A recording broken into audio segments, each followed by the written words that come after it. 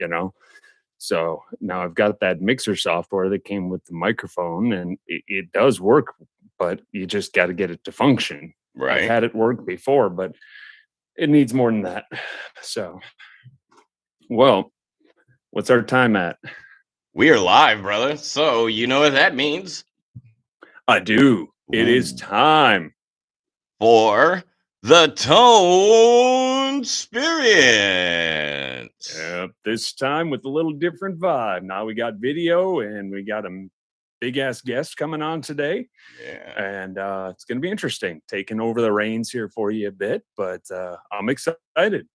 Definitely excited about this whole thing.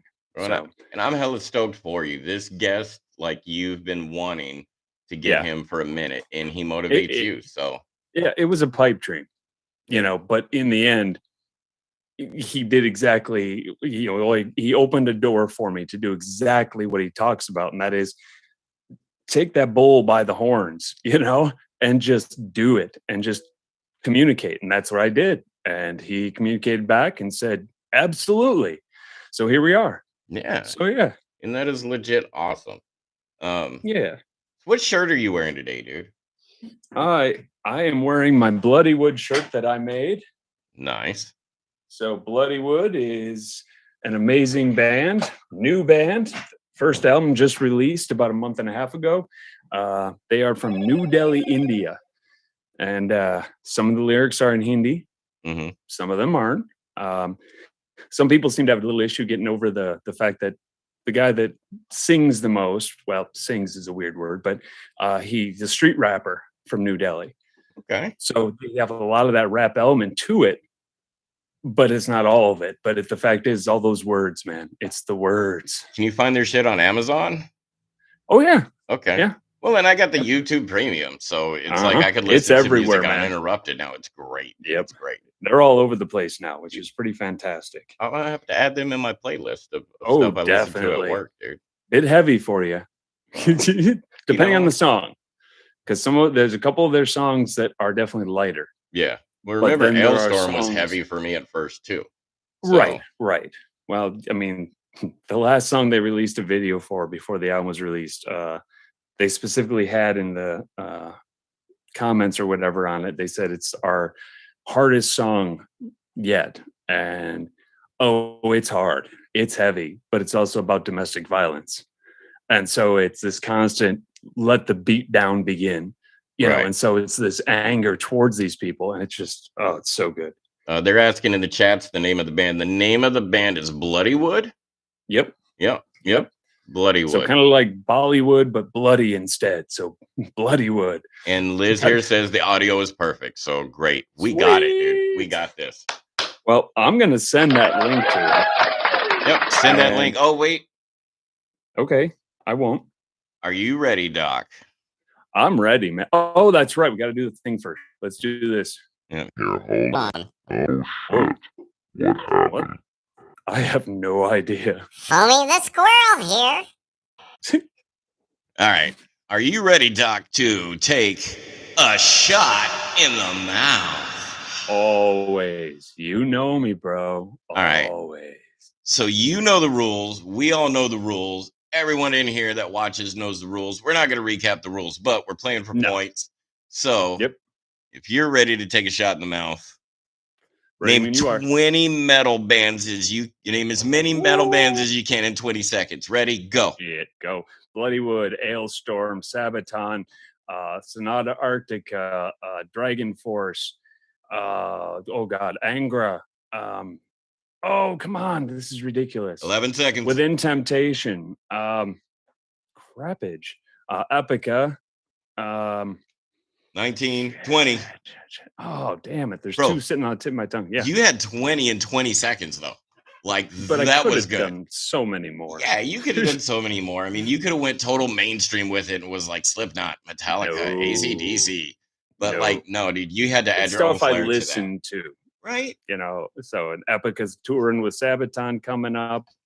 And bro, did I tell you I got 2 tickets for that show and Lucas is going with me? Nice. Good job. It'll be his first concert, man. And he's going to see Sabaton. Oh, I'm so excited. And so is T. Oh crap, dude! I'm excited for y'all. I mean, is that going to be your first concert with Lucas? Oh yeah, dude. And to bring him something as metal as that, like, right? Oh my god, I've been dude. trying, man. I almost got him to go to Ailstorm with me when they did Warped Tour a couple years back. Yeah. He wanted to go, but his mom wouldn't let him go because she thought there'd be a bunch of drunkards around. And I'm thinking, it's Warped Tour. It's a bunch of teenagers. Right. You know, and that's what it was. And there were hardly anybody there watching Ailstorm.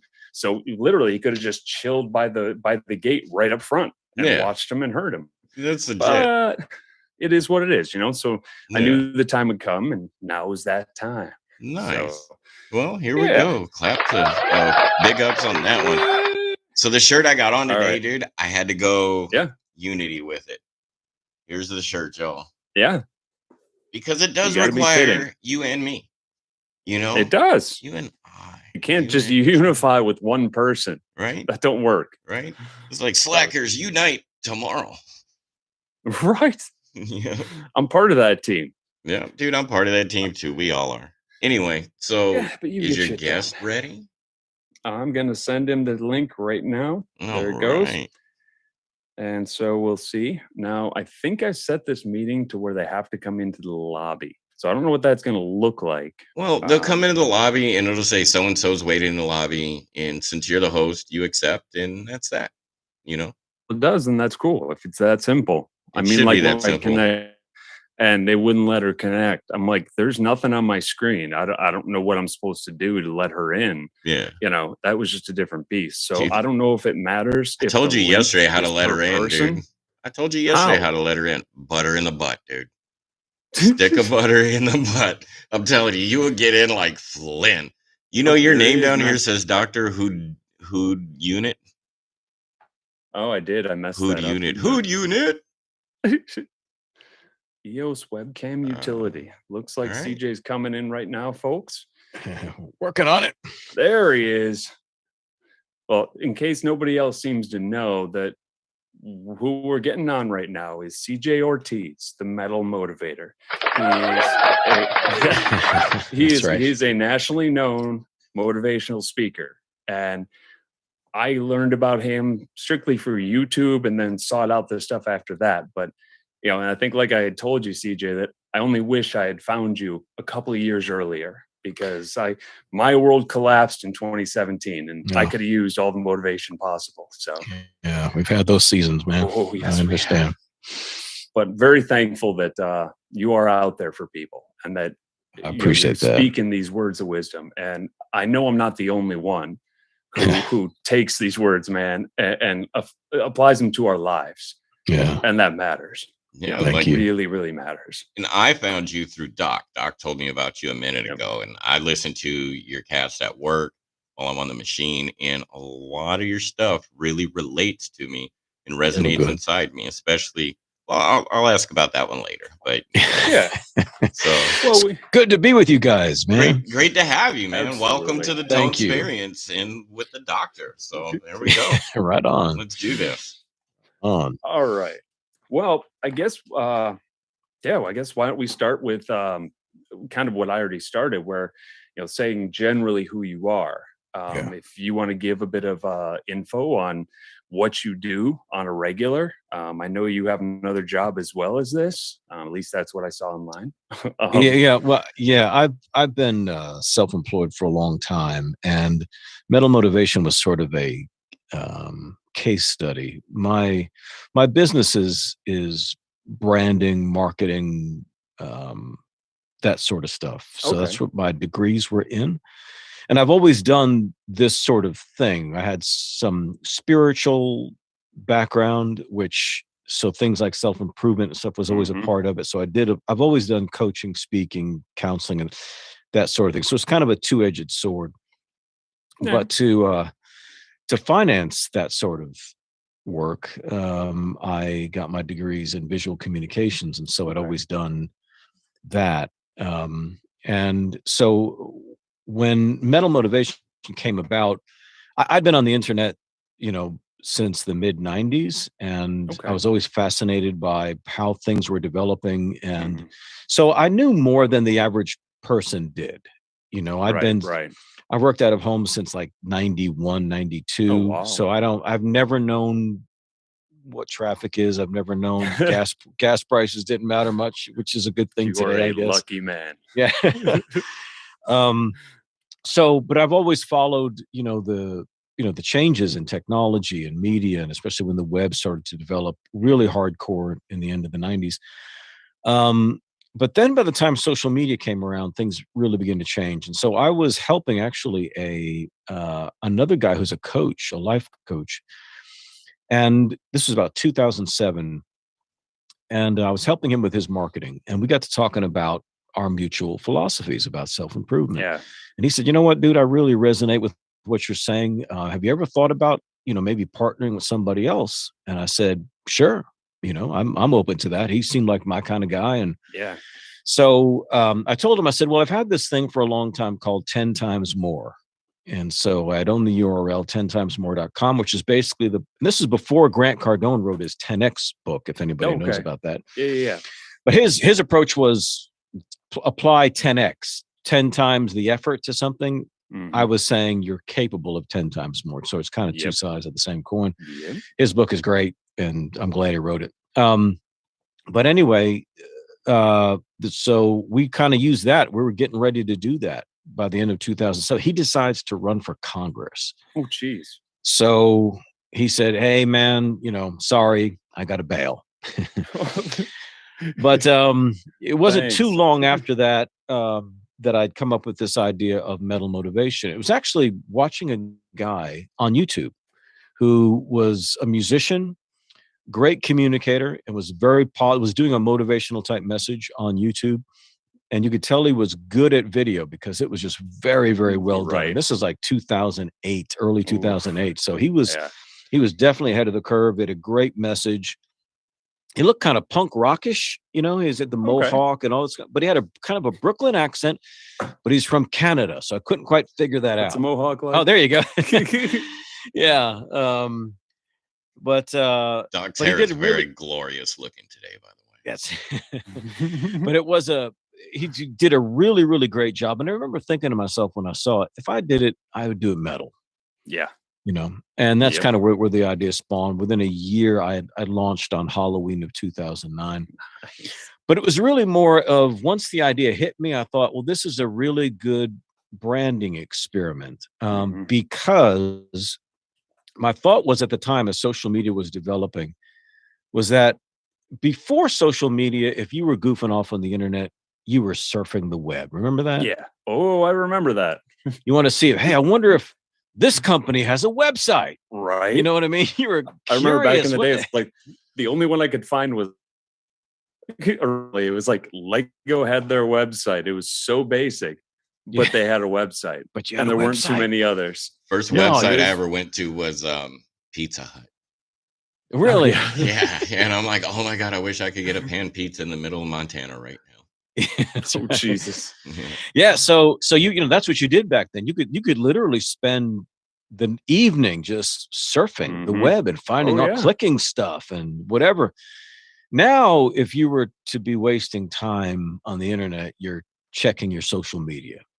Usually. Yeah. Right. So the difference was, I think before social media, information was searched for, but after social media, information was shared. Yes. And so mental motivation was never something that somebody was going to search for. Nobody sits down and says, I wonder if there's a heavy metal version of Tony Robbins out there somewhere. No, they just search for how to be more motivated, and whatever comes up is whatever comes up. They don't care if it's music related. So this mental motivation was something that needed social media because it was a idea-driven project. Yes. And so therefore needed the viral effect, needed people to share it. So that's kind of where it started. Yeah. And so I'd like to say it was this mission that was born out of my heart and forged in the crucible of whatever. But it's just a marketing guy going, hey, this would be kind of cool to do. Yeah. Well, cool, but you also have the message, and that's really the only thing that truly matters. I mean, I think the metal thing, like you say, that's what got me to go, huh? Who's this guy? I check it out, and then I'll send it to other people who are also into music. Right. I said, no, you gotta check this guy out. Yeah. It applies to anybody. Yeah. You don't have to be a fan of metal. It No. definitely helps, Yeah. but you don't have to be, No. and so Yeah. that's You could close your eyes and I would just sound like this. I'm not like I don't sound like a wrestler or something you might think would be more obviously or ostensibly metal, Yeah, well, yeah, the big kind of tough looking, my metal father, the guy that got me into metal, I call him my metal father. Biggest teddy bear I've ever known in my life. He was my former captain, and huge plugs in his ears, tattoos all over. Just this big guy, just a flipping teddy bear. This amazing guy, and it's him and his ex-wife now. They're the ones that got me into real metal. Yeah. I'm not going to denounce Pantera and these guys. It's not the same as the stuff I've come to really love. Right. The better message, saying things that matter, and that's kind of where I'm coming from. Is that's why I started my TikTok as. I would be listening to a song. I'd be like, oh my God, that's right. That line right there. So I'd go on and start with that line. I think Camelot was my first one. It was tear down your fortress and swallow your pride. Don't break in your moments of ignorance. And I'm sitting there going, to me, that's so legit because that's what I did, 7 years ago. I literally let my ignorance about what my ex-wife was doing just bring me down. Yeah. And I'm like, no, don't let it do that to you. Right. You don't know. That's fine. But don't believe you do. And so these are all I kind of will go by song lyrics. And these guys. Yeah, there you go. The first song of theirs that I was turned on to is Jiva Ray. And a lot of their stuff's Hindi. And I believe, if I remember correctly, Jiva Ray means rise brave one or rise strong one. Yeah. And it's song about suicide. And so I'm still planning on a whole YouTube video based on it because I've been there.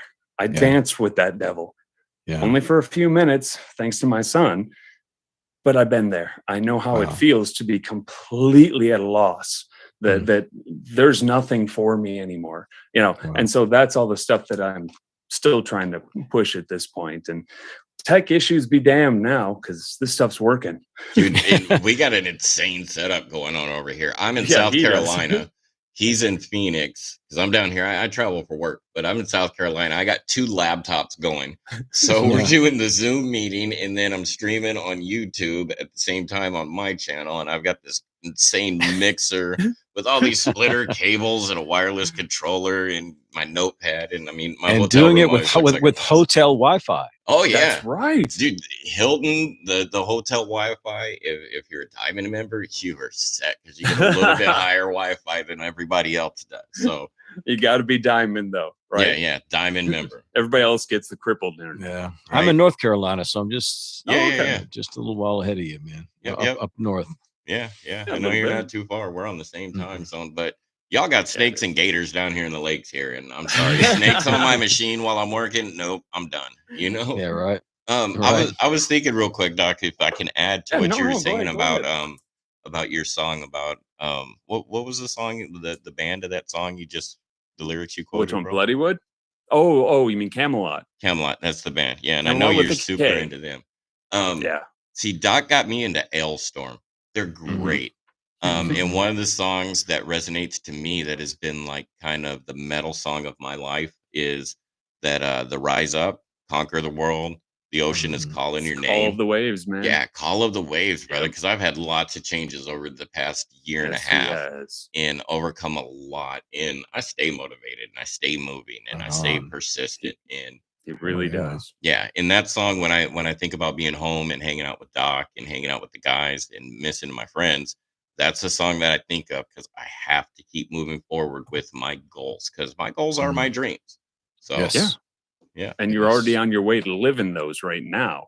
I've been privileged enough to see you when you're sort of just dragging along, where it's just life's another day. It's another day.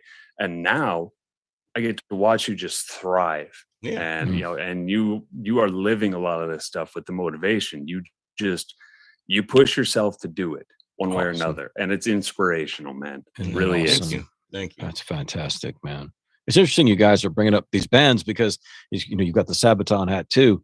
It's funny because and almost kind of a bit ironic because just the other day, there's a Dallas musician that I know very well. I lived in Dallas for a number of years, so I knew the Pantera guys. We were friends when we were kids. Oh yeah, yeah. Well, I guess Dallas. Yeah, you kind of would be.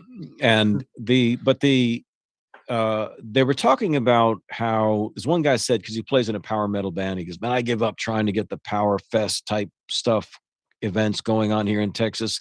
We have to take this down to Houston. There's bigger power metal fans." And so everybody starts commenting on this thread about why there's not this huge power metal thing going. And I said, I've always have had this observation for years about power metal. I said, first of all, power metal is true metal motivation. Yes. Because it's just all the themes are grand and it's always a positive message. Always is. Which is why I love it. Exactly. And it's funny also because you'd mentioned like Pantera, because I was setting my comments over against what's happened in Dallas Fort Worth, which I said is still suffering from the death of Dimebag. Oh God, yeah. So if you go there, just even from a fashion standpoint, it's a lot of how Dimebag dressed. So it's very dressed down, bandanas and kind of the Black Label look. It's just a little bit more sloppy. I hate to say it. It's like a metal grunge look almost. Yeah, kind of a metal grunge look. Exactly. Yeah. And so I've always had a more European flair to things because of the New York background. And so a friend of mine who I actually started Metal Motivation with back in 2013, we went to what was it? Alberta, Canada. They had the Noctis 666 Fest, Metal Fest. Okay. Yeah. So it was half expo and then half bands. And it was like bands like Exciter and Girls School and Possessed and Carcass and bands like this. Yep.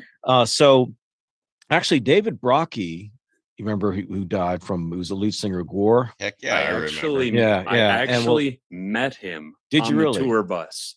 I am a best friend of my ex-wife.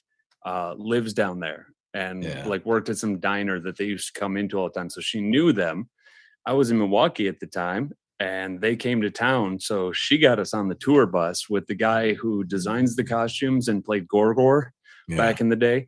And I'm just sitting there while, her friend and the guy are talking. And this dude walks out of the back of the tour bus wearing a Cleveland Browns like practice jersey, like the whole mesh shirts, comes out and comes right up to me and starts going on about the Browns and fantasy football and they're killing my team. And I laugh and I say, man, I tried the fantasy football thing and I failed miserably. I don't follow it. So, and he's like, it just sucks. I'm like, I hear you. I've got friends that do it and it sucks. Right. After the show, we're in the car on the way home and her friend says, "Do you have any idea who that was you were talking to on the bus?" I'm like, "I don't know, roadie guy or something." She's like, "That was Ortiz." I'm like, "Oh my God." And then he died like a year later. Yeah. And tragic. So it's like, at least I got to meet the guy. Kind of sucks how it went, but smart guy, very creative. And he was speaking at the Noctis thing but he had to cancel. So all of a sudden I get this call out of the blue from the person who was putting together this festival and said, "Would you be willing to take his place?" Oh, wow. And I said, "Man, absolutely. If you guys will fly me up there." It was like kind of a last minute thing. And so they flew the both of us up there, but we got there and it was a very strange experience because it was primarily a younger crowd. So like early 20s, just kids, just long hair.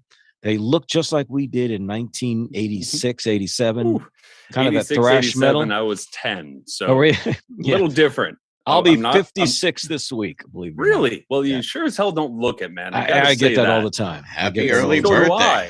Well, thank you, guys. I appreciate that. We got.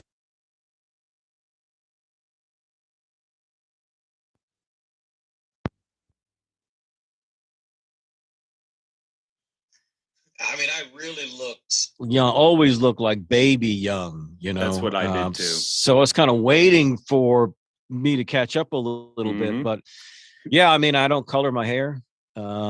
It's just very strange. Color, but it's a very. I know it's coming, and it probably will all come in like in a single year. You know what I mean? But until then, this is what makes me look a bit older. Yeah. When until I then, shave we that off, rejoice. I look like a baby. Yeah, you look like a baby, right? And I love people guessing my age. Yeah, because they're always off by close to 10 years. Yeah, and I love it. Getting back to Guar real quick, like, oh yeah. Every time I went to a Guar show, I always got right up at the rails because I was so waiting for an opportunity to steal the cuttlefish of Cthulhu off of Odorous and just run out of the venue with it, because I was like, oh. But I mean, that was like 20-something-year-old me, you know? Yeah. I don't think I could do it again, by the way. I think they're playing up near Massachusetts this month. Yeah, sometime. Probably. They usually start you're on touring tour in the right now, spring. yeah. They usually start in the spring and then go around to Halloween, and they're almost always here on Halloween for some reason. And I saw him at the Marquee in Arizona the year Odorous died. And they did a great tribute to him about this whole time travel Viking portal interdimensional thing and how he got stuck back in. So I mean, it was an awesome tribute to Odorous, man. That was such a great show. And they brought Gorgor out at the Marquee. Did they? Yeah, dude, that stage is way smaller than like the one at the Celebrity Theater down there. But yeah, they brought Gorgor on that thing. It was legit awesome. Wow. Yeah. And there was a point to what I was saying. Yeah. So anyway, I took his place up there. So we go up there. Everybody's dressed like we were back then. There was no mosh pits. All they did was bang their heads. Again, these are kids. I didn't see a Pantera t-shirt. I didn't see a bandana. It was all just black metal bands, death metal bands type stuff. And so I felt like me and my buddy who were like, we were there in the foundations of this all. We were part of the new wave of British heavy metal, early. So we were there from the outset. And we were asking ourselves, are we even metal enough to be here? Right. But what you could see was the clear European influence. And so I was going back to this thread of this guy talking about lack of power metal fans in Texas. I said, you know what it is, man? It's kind of like why, soccer is never going to be like it is in Europe. Right. Yeah. I said, it's just power metal sings about themes and imagery and culture that resonate more with the European audience. Because those kids grow up and they look and they see, a few 100-year-old castles on the hillside. They see knights. They have kings and queens. They know Viking families. It's a part of their culture. Overthrown. Yeah, exactly. So those themes resonate. That's why Manowar can play to 1,000 people here, but headline in Germany with 35,000 people in attendance. That's why they play over there, man. Yeah. And I said it in Texas. It's that Pantera thing. It's so people don't know the history of their country, and it's a very short history. So our bands sing about things like family dysfunction and drug abuse and that kind of stuff, or raising hell at a beer party. Right. So it doesn't have those grand themes. So it's hard to imagine, a bunch of power metal bands, especially European power metal bands, singing about things that aren't positive. Right. Like an old friend of mine used to say all the time, he goes, dude, I learned more about history from Iron Maiden than Western Civ class in high school. That's what I say about Sabaton all the time. I mean, there's been memes all over the internet over the years that are, all I know about war, I learned from Sabaton. Yeah. And I've been a history person, not that I dove into it deeply, but I always enjoyed history class. Freshman year in high school, I took an ancient and medieval history class. Yeah. And talking about, Nebuchadnezzar and all these, it was amazing to me. And then you get somebody like Sabaton where you listen to it like, damn, it's a good song. I like this. Oh, but check out the Sabaton History Channel and learn about what that actual song is written about. Right. And that's the stuff I love. And now my kid's getting into it, and go see them in the fall, be my kid's first concert. He'll be 17, but it just took a while to get his mom to be okay with it. But, we're going to see them. The new album, I got the vinyl in the mail, last week, and for the album. And first thing he says is, can we put it on? I'm like, yeah. So we put it on, and he's just sitting on the floor up in my loft with the record player playing, singing every damn word. Wow. And so why wouldn't his me, mom let him or be cautious at all about her that? thing was the other people. She's just concerned about all the drunken people. And I sit there saying, he'll be fine. You know, these are not, you know, you're not going to a Pantera show. He's not going to be in the mosh pit or anything like that. Exactly. You know? And I don't think you'd like that, even if it was. No. He's got a bit of a sound sensitivity. So I'm going to have, you know, the shooting ears on him. So it sounds less. Sure. And thankfully it's at a theater. It's not, good. You know, there's no big open floor for everybody. It's not general admission. So we have seats. You can chill there and, you know, be able to see the stage and all that. So that's what I really wanted. And so it just worked out so well that their European tour was postponed because they were supposed to be touring right now. They were doing like a month in Sweden, and because that's their place, you know, that's where they're from. And so then all of a sudden I get an email saying that they announced U.S. tour dates. I'm like, oh my God, when's it going to be? And then the eyes widen. You're like, oh my God, it's this year. You know, I told my kid, I said, we're going when those tickets are on sale. Yeah. He's just so stoked about it. And I love that fact. And, you know, it's just a great thing to be able to see that your kid is getting into something you're into as much as you are. Are there camels in Sweden? Camels? Yeah, are there camels in Sweden? They don't have. I don't think so, man. Dude, I saw you drinking coffee. Was that coffee in that mug you were using? You know what? So that is coffee. I have two questions, and one of them is for you. What kind of coffee are you drinking, Doc?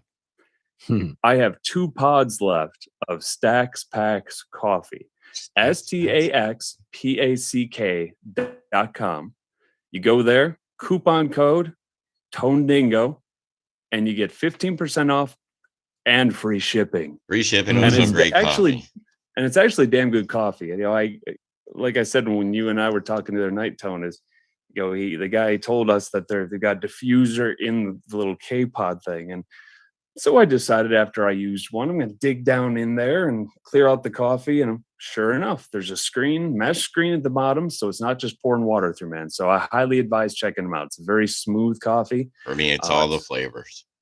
Yeah, it's good stuff. So we're sponsored by Stacks Pack, CJ. So we always give out a little plug or two about the coffee. Man. But I mean, their coffee is legit. And the money goes to his rehabilitation. Which what, quadriplegic? Yeah, he's got it's some long name, but he doesn't have the use of his legs and his arms for the most part. Right. He's gained some use in his back and a lot of use back in his arms. He's got movement. Talk about motivation, man. Yeah, we had him on too. He uses his chin to do everything. I mean, this kid could play. This dude could play Grand Theft Auto better than anybody I've ever. That's what I was gonna say. Is he sent me a link? He's like, oh my God, he's live streaming Grand Theft Auto. Okay, so I go over there, I check it out. Sure enough, he's got this thing under his chin and he's driving with it, you know, in Grand Theft Auto. I'm just like, that, just something so simple as that. I'm like, the amount of drive that it takes to push yourself to that limit. Not limit, but to that point. And he paints too, and he does lots of wonderful things. All right. So I had like a small sub question now for CJ, because I saw CJ drinking something. What are you drinking over there, CJ? What you said? Oh, just one of the beers from the fridge. Nothing special. Okay. Usually I'm cracking like a bottle of wine out here on the feed, and then he does. I mean, I have a podcast with a partner of mine, and we're sponsored by a bourbon nice in New York, and so I've got a ton of bourbon downstairs. Nice. But and I've, you know, me and him, we hope we have some private coaching groups, and like I said, we do a podcast and we do some private live streams and stuff like that, and so we'll tend to break those open, but we get just so much louder when we've been drinking the bourbon as opposed to drinking the beer. Yeah, so I'm pretty. Sorry, this way. This guy over. I'm pretty toned down in a sense right now. I'm not running on tone tangents, and I'm being nice and behaved. And I'm like, I got my bottle of tequila and my olives and my ice over here because I love me. Yeah, I mean, if I had my way, you know, that's how it would, because I'm me and him talk about this all the time because we understand the sensitivities that people have to substances and all that. And we're happy, motivated people. Yeah. And so the more alcohol you give us, the more happy and motivated we get. Oh yeah. You don't got to tell me that when you're preaching to the choir here. Others, it's not like that. You know what I mean? They got right. issues, and so it's not good for them to drink, and they get either more weird or more angry or what have you. And that's not us. Right. So we don't let these things put a damper on what we believe is just the way to celebrate life. And so we have a shirt that says "Eat, Drink, and Be Metal." So I like that. I love all of that. Yeah, it's a celebration of life. You got one life to live. Come on, man. I'm not talking about being abusive. I'm not talking about going out and driving drunk. But if we're doing shit like this, let's rage like Jamaicans, man. Yeah, we're hanging out. We're talking. We're just chilling. Yeah. We're getting to know one another. Well, I mean, Tone, our last solid stream, we themed it towards addiction. Yeah. And Tone here has been addicted to two different things. We had his mom on, who was a former addict as well. And, he and I talking before the show, he says, I don't think I should be drinking on this. I said, that's probably a good idea to not. Because if we're there for addiction, do you really want to be sitting there drinking a bottle of wine the whole time? It didn't feel right to me, and it didn't feel right to him. So, that one was so emotional, though. Like, we were floored. That one went so deep. That was probably in my opinion, it was probably our best interview so far because it went so unbelievably deep. And there's so much pride I think she has in the how far she's come.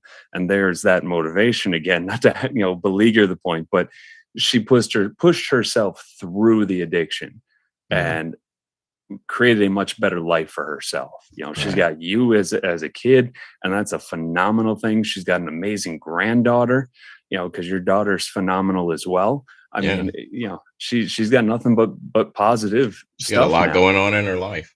She does. Exactly. She does. And it's just phenomenal. I mean, like Grandma used to say, everybody has their own hoe to row. And I mean, the rows we've been hoeing, they've been long and hard, brother. Long and hard. But we just kept rowing them. And just kept doing it and doing it. I mean, you guys have been through more than I have. I know that, but I think it was my friend Ming she said it the best to me because I think it was last year after I broke with my somewhat long-term girlfriend, and I wasn't like boo-hooing myself on social media, but those certain people, they knew that just by the things I was saying, like, something's up with him. Yeah. My ex-girlfriend from high school was the first one to reach out to me, and that blew my mind. I'm just, oh my God, hey. But then I started talking with this other friend. Well, she's got to be 10 years older than me. So she's probably older than you then, CJ. But nonetheless, she's got 2 kids, divorced, and things were a struggle. She finds her human. She finds the man that it's almost like they were meant to be together. They fit beautifully. And within a matter of, God, I don't know, maybe a year, 2 at the most, he succumbs to the same thing as a lot of soldiers, past military people do, and he killed himself. And so here's this woman who has continued to push for her children and everything for her whole life. And all of a sudden she gets rewarded with this amazing thing, only to have it be ripped away from her. Yeah, and so terrible. Exactly. And so I tell her, I said, I'm not going to complain. I said, you've been through so much worse than I ever have. And she said, no, that's not the point. She says, it's not comparing one to the other. It's how bad is the thing you're going through for you. Right. It's not a matter of how bad would that be for, person X. It's, are you struggling? Well, yeah, then it matters. And it just kind of realigns the way you look at these things. I was just like, oh shit, that's true. But yeah, so that's the same thing. I'm listening to Tone here and his mom go on about this stuff. And I just kind of sat back, I'm like, let them talk about this stuff, because I can't hold a candle to this. Yeah. It's like, I can tell you it's amazing and how that's motivational to hear somebody say that no, I realized it was bad and I had to do something about it. Right. That's an amazing thing. And So, it's an inspirational to see these people. everything you've been through, Doc, like how does like the what metal motivation from CJ's perspective, what he does to help motivate people, how does that help you in your daily life, brother? For me, what I've found is it reaffirms things for me. Yeah. It's not that it's opening my eyes to something at this point. Right, That's where right. it would have been nice for me to have been turned on to it Right. years Early on, before. yeah. But at this point, I watch a video on YouTube that you throw up there, and I watch that and I'm like, that's exactly how I feel about that thing. Yeah. Huh. But a little different way of looking at it. Right. And so to me, it's affirmation is really what Yeah. it boils down to. Because if nobody else is affirming these things, it's difficult. I'm not the same person I was 7 years ago. Right. I was an absolute disgusting beast with my ex-wife. Lots of psychological crap that I pulled for Right. 19 years with this woman. Mm. But then all of a sudden you open your eyes to what you've been doing. And it took me about a year to kill that old guy Right. and realize who I truly was, because I never allowed myself to truly be who I was. Right. So you start to do that, and then eventually you start to love yourself. And then when other people are coming up to me, I'll be talking to them about stuff I've done in my life, because we'll just be talking deep personally. And regularly those people will say, no, that's not you. I'm like, Mhm. no, it's not. But it was. Yeah. And nobody can see that because they see me for who I am now. Right. And that's reaffirmation, or is affirmation that I'm like, okay, I'm doing the right thing. Yeah. Me just being who I am now. It's not, oh, I did that thing and that's what was important. It's no, I'm being myself. Bro, And and I people know, are picking up on it. and, What's and, up? and I know part of becoming new, that awesome butterfly, once you go into that cocoon, that metamorphosis stage, and we become the Yes. new people we are now, is we kind of have to kill the old person we You were, do. because if not, we're Right. not going to get past those demons that we've Mhm. dealt with or haven't dealt with, that we just continually just push down further and further and further. So we got to kill our past selves to Yes. move forward and become the new person that we're meant to be. Right. People And love compartmentalizing, man. yeah, yeah. Just put in a box and shove it away for later. No, you face that and you deal with Mhm. that right here, right now. Right. And that's one of those things that I've pushed myself to do. Tone knows the last woman I dated, and uh, You're just a heartbreaker, bro. it's the same woman, man. And I How wasn't. many bad to chicks has this he woman. told me about so far in this Um, conversation? Two. We're Ex-wife. Okay, like, two. Okay, I thought we're on the Yeah. third one, but man. you got to No. multiply that Man, times Doc is 4. like, Dude, Doc's wow. a lady beast, brother. I'm telling you, Doc is dude. a Jesus. player, The man. only Holy problem is crow. Doc doesn't know it, dude. He's like, that's a whole nother topic for the conversation, though. See, to me, that comes from being with the same person for 19 years, from the age of 19 to 38. So literally my whole 20s and most of my 30s, I wasn't talking with women. Yeah. I didn't know how to talk to them. I didn't know how to flirt because I'm with somebody and I had no intention of doing that. Well, now I'm single and I'm like, oh crap. Bro, from my I gotta learn. perspective, go ahead. I'm sorry. I didn't mean to interrupt you. Go ahead. Oh, I was just going to say, so I had to go back and learn all these lessons. And I know early on, at one point, my ex-wife was said, oh, are you just trying to relive your 20s? And I was sitting there going, no, I'm trying to learn the crap that I missed in my 20s. And most people learn all this crap. They learn how to deal with the heartbreak. They learn from how to date different people. And oh crap, this isn't good. This doesn't work for me. That kind of stuff. I'm like, I never learned that. And so all of a sudden I'm single, and I dated 2 people within the first 3 months. Yeah. And that's not good. So it took me a while, Yeah. and I mean, the last woman, I still say to this day, I loved her more than anybody I've ever loved in my life. Hmm. And in the end, it was kind of to my detriment. I learned a lot, and I learned a lot of things inside me and the way I communicate, all this kind of stuff that I had to learn while being with this person, because she seemed to care. But in the end, it's a whole different story. But it was a great experience. It was an experience, right? Yes. Yeah. We always learn. Yeah. We always learn, man. You know that. Oh yeah. From my perspective, brother, you're in that process of what I got over last year was, and there's still some of it there. It's that relationship PTSD.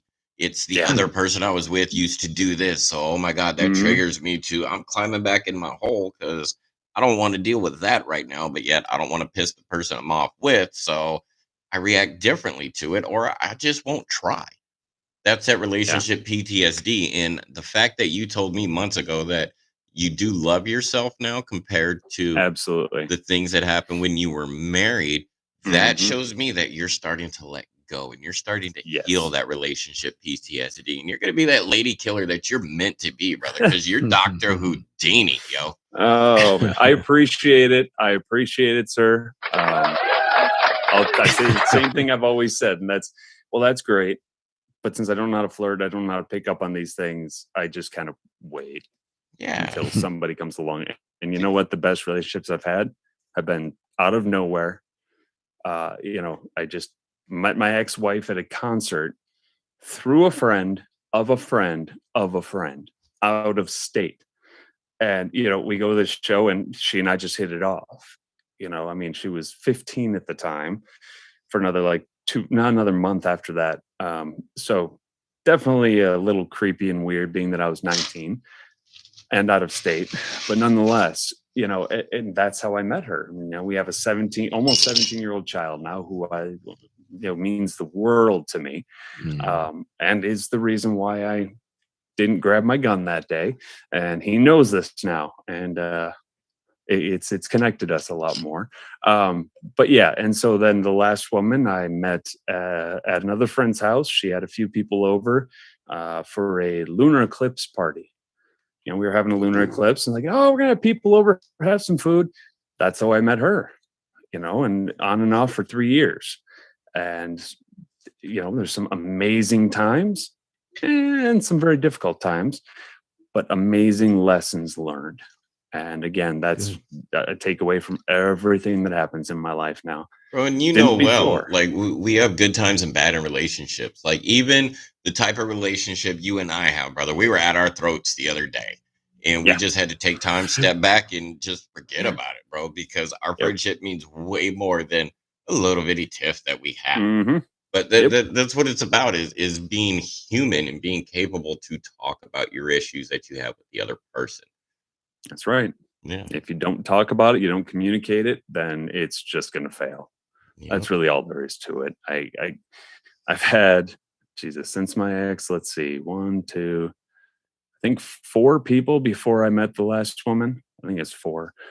And other than the other last person, who's now a friend of mine, thankfully, we were dated for 3 years. I didn't feel anything. So I said, okay, we got to stop, which hurt her obviously, but there's not a whole lot you can do about that in those situations. If they're feeling something you're not, so, well, you got to do what you got to do rather than drag it out and beleaguer it. And so it took about 6 months before we started talking again. And now we're friends. She was going to be on here today, but she's got other stuff she's doing, so she can't do it. But, it's you learn and you move. And it doesn't always have to end crashing and burning. Right. It's people are decent and adults about this crap. We're not teenagers anymore. We don't got time for that crap. Dude. So, do you mind if I ask CJ a couple more questions? No, go for it, man. Go for it. All right. So, mental motivation, it became your calling. You went from being a spiritual entity, person involved in a church, to metal motivator. Like, what was that aha moment for you that was like, I want to be out there and motivate people from a metal standpoint and let them know that, metal's not that bad. This is what goes on daily in our lives, and break it down to them. What was your aha moment? Like I think I mentioned earlier, it's kind of seeing the good idea from a branding standpoint, and so that was like, okay, something I can seize. But I had always argued that,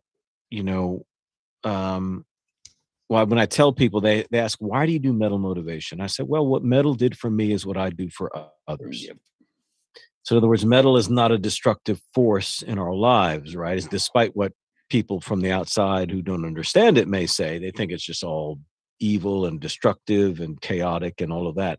Yeah. No, it's extremely motivating. It's motivating from every angle you look at it. But from my background, I didn't mean to interrupt you, but no, from please, my go ahead. background of, because I used to be heavily involved in church as well. Like when you hear metal in the church, like some churches, it's banned music. It's forbidden. Don't listen to Metallica absolutely. Because they're evil. You know, so growing up in a church and bringing that metal motivation like you are, that had to have been difficult. It was very difficult. And I would get questions. I still get questions to this day. Like within the last year, I've gotten 3 or 4 times. I got people that write in and say, how can you justify this heavy metal in light of faith and that sort of thing? I always tell them, I said, listen, first of all, you ain't that holy, Hot Rod. Right. Because I know, see, it's easy to look at a Cannibal Corpse album cover or whatever and say, oh, that's easy. Yeah. Hi, I'm the devil. Notice my horns, notice my tail. It's easy to point at a pentagram and say, that's evil. Yeah. But I can go to your house, man, and find out the websites you've been checking out behind your wife's back. Right. Mm-hmm. You know, I guarantee you Pornhub's going to come up in your history, man. Oh, God, yeah. So don't tell me about what's right or holy or anything until you clean your own house. First of all, that's the first thing. The second thing is that it's all theater. Yeah. It's all theater, man. I mean, Tom Araya, I remember him talking about the song Disciple, where they sing God Hates Us All. Yeah. There's an interview, he goes, God doesn't hate. And he says, it's a cool fucking title though. You know what I mean? He's honest about it. I mean, he's retired now, so he's on a ranch in Texas playing with cows. He's not sacrificing goats for goodness sake. So it's not. It's all theater. That's all it is. I always say, heavy metal came around. We think about Sabbath in the late 60s, early 70s. It was hitting at the same time that like even horror movies were changing. Yeah. Mm-hmm. From Frankenstein to The Exorcist. Yes. Things were becoming ultra real.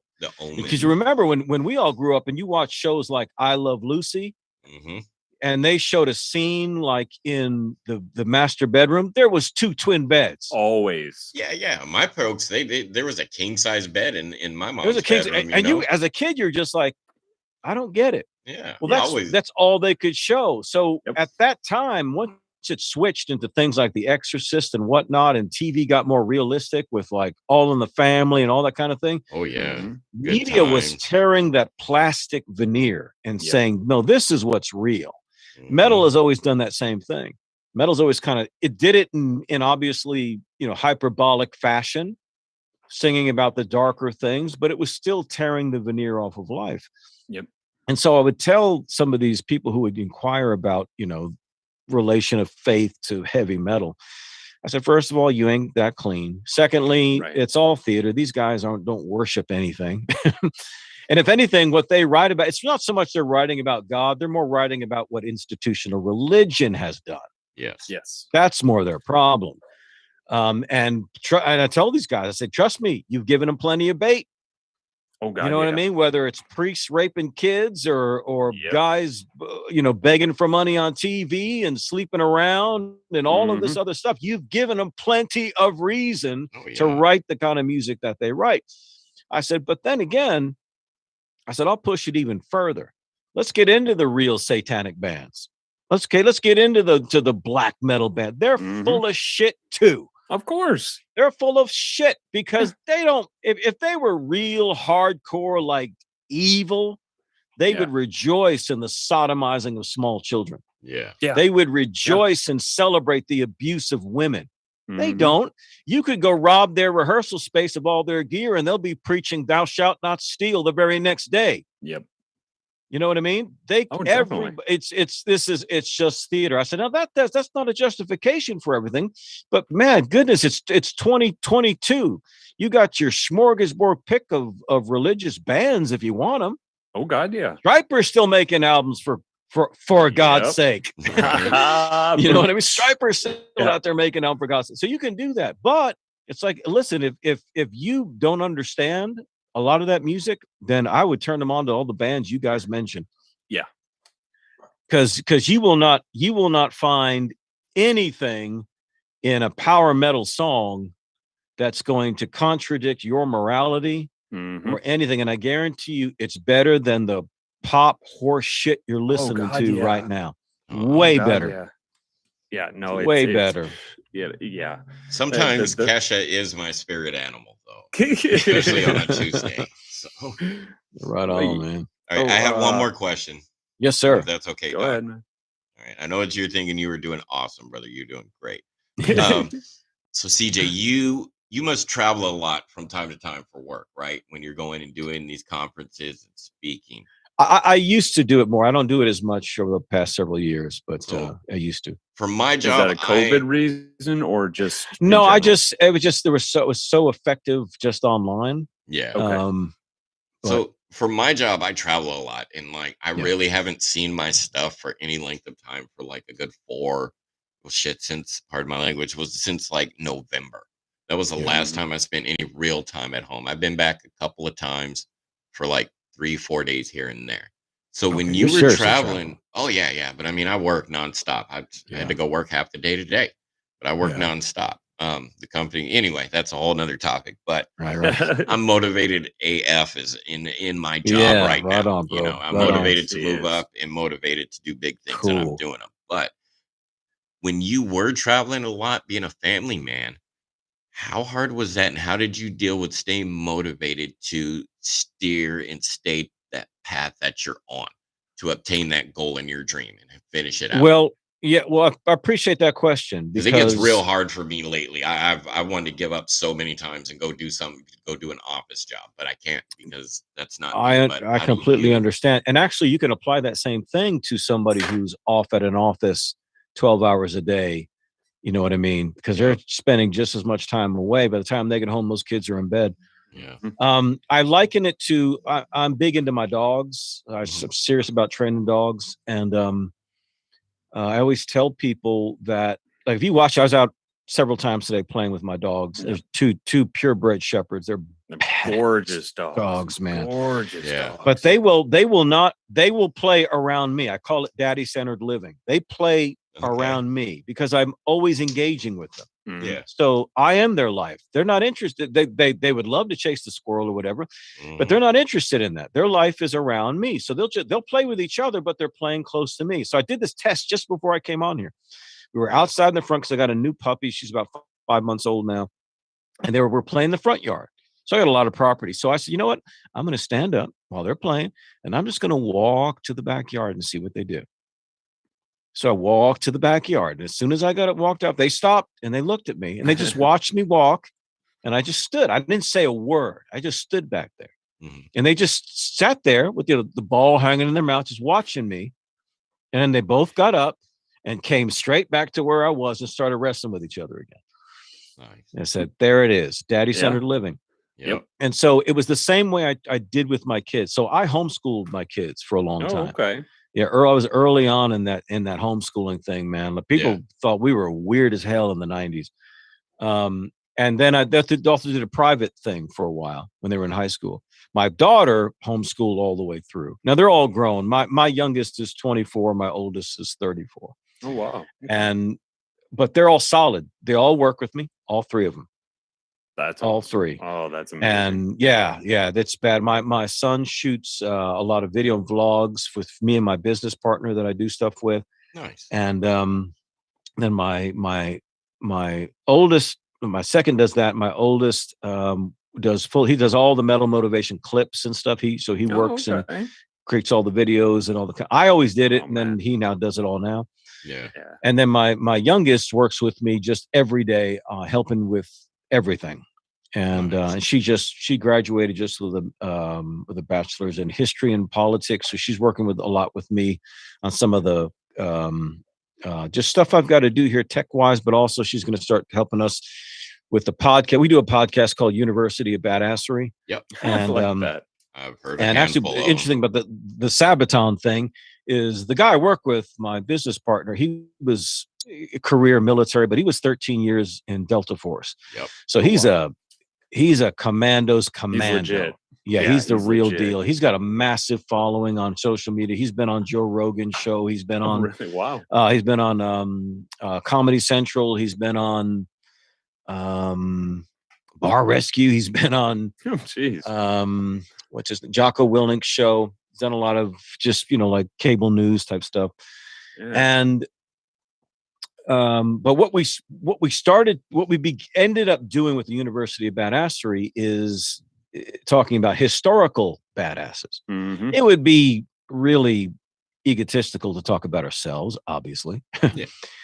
And if you're using that term, yeah.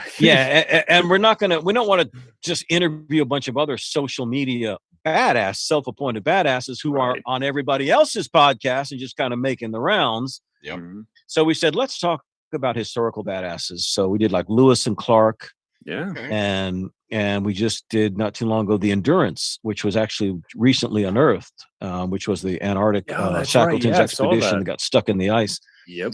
So that kind of stuff. So the kids all help with me nowadays, but I was always working 80 to 100 hours a week. Jeez. But because they were home and the wife was a stay-at-home mom, they were with me so much of the time. Mm-hmm. Yeah. And I invested so much into them. And I never missed a holiday.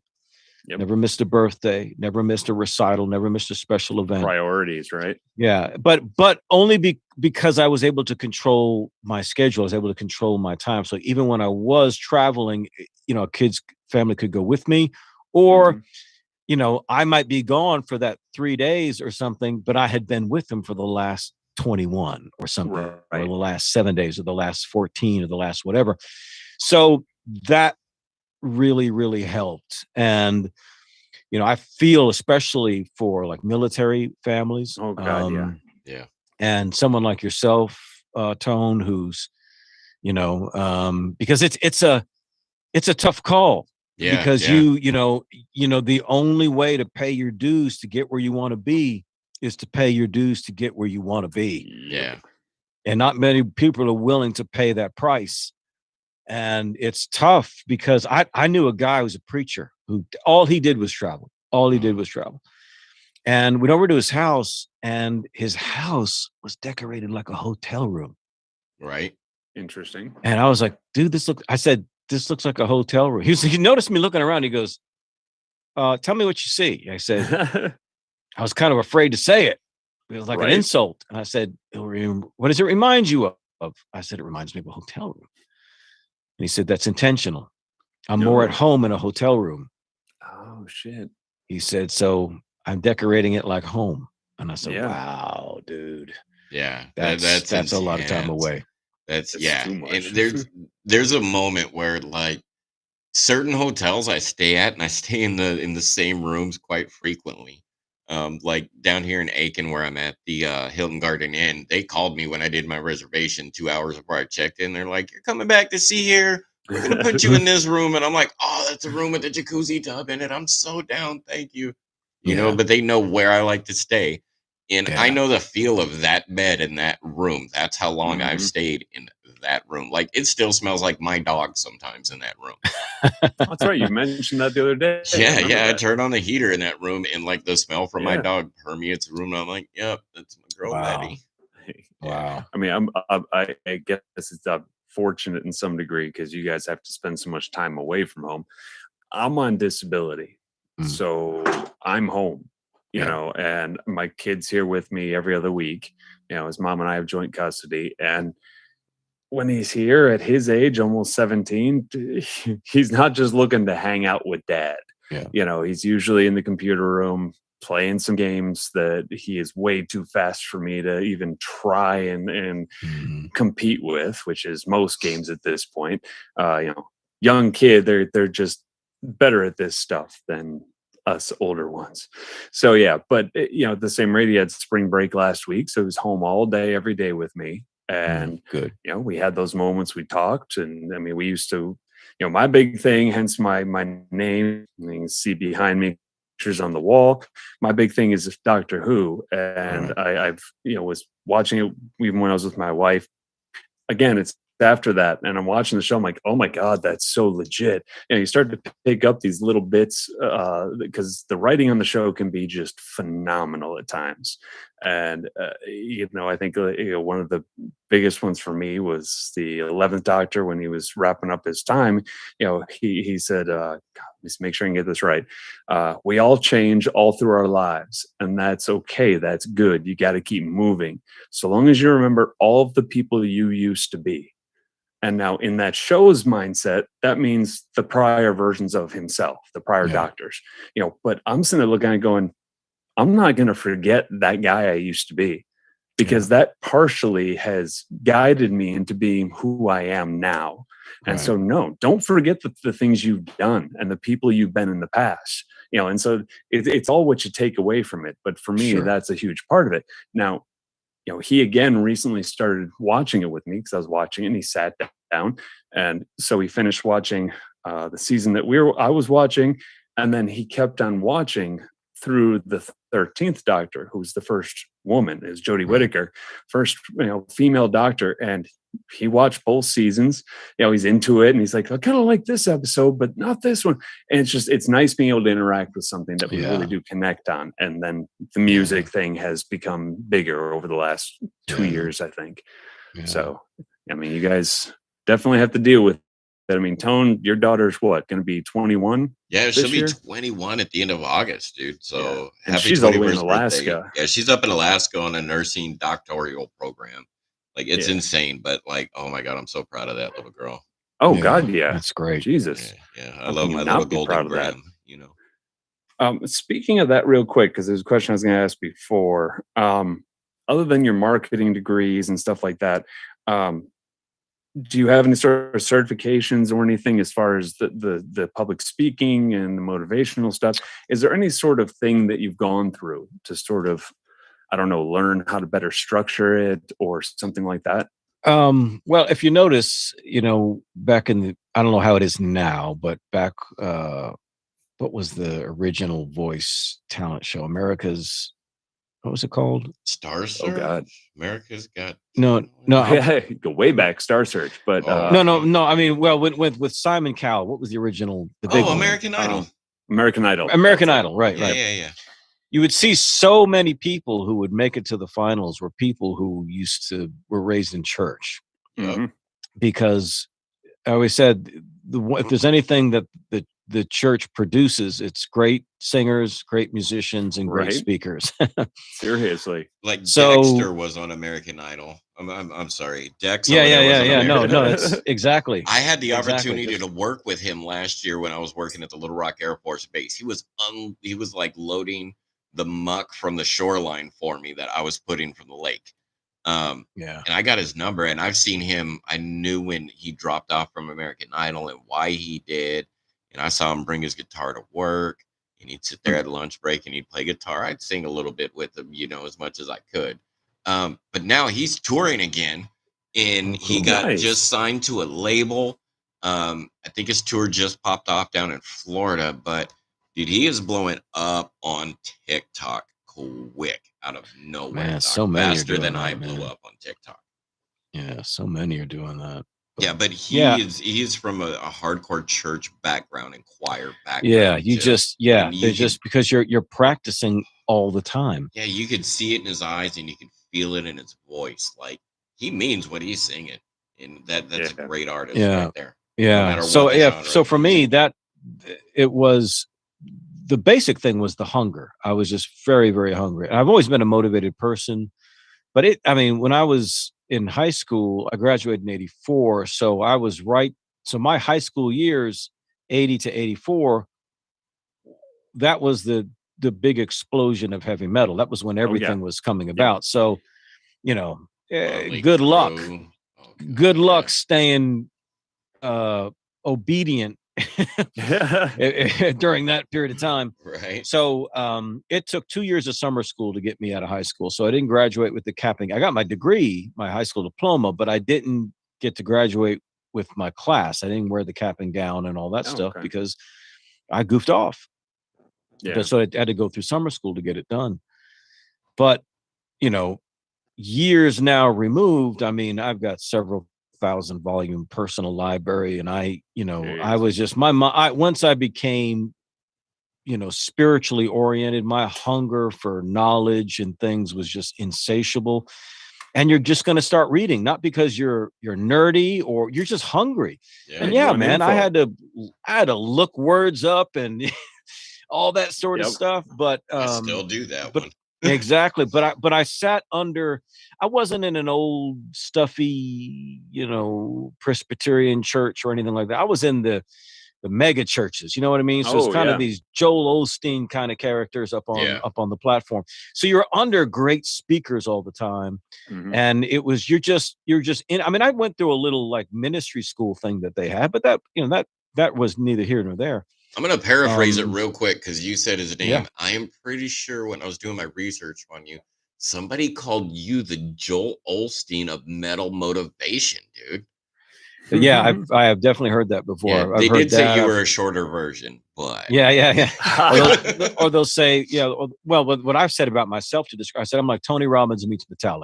Yeah. So it's just a simple little way to describe it. I mean, when I was behind the pulpit, I wasn't all. I was giving it to him straight: fire, brimstone, love, life, everything that the Bible brought forth is what I brought. And I'm pretty sure you did the same thing as well, because that's what you do with your stream and your podcast. Yeah, and exactly. Yeah, I just tone tangented. I'm sorry. Yeah, it's as you might guess, Tone. It's kind of hard sometimes to explain those things to the kind of metal audience, because people are so antagonistic and triggered and sensitive about. Yeah, you just can't even say anything, sometimes about that. You can be metal, but yet you can have faith at the same time, man. And you can you can love it for the art that it is, the metal music. Mm-hmm. Yeah, and like we said about some of the bands, the more darker bands, their real problem was really more with religion itself. It was what institutions had done in the name of God, so to speak, that kind of prompted the reaction and a lot of the vitriol and all of that.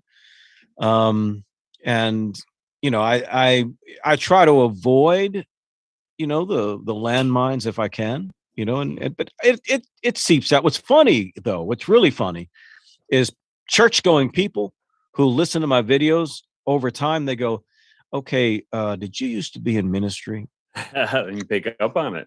They pick up on the cadence and the inflections and some of the terminology. I knew that from like the very first video of yours I watched. And I'm like, oh, and then I started doing my research and I'm like, oh yeah, okay. Yeah. You hear it. You hear the like if you've been in the military or in law enforcement, it's like, like nowadays I would always describe, if I talked about a police person, I would say a cop. Yeah. A police officer, right? But now, because of the stuff that I do now with my buddy, he works with a lot of law enforcement people and SWAT. So I'll say what they say. They say LEOs. Yeah.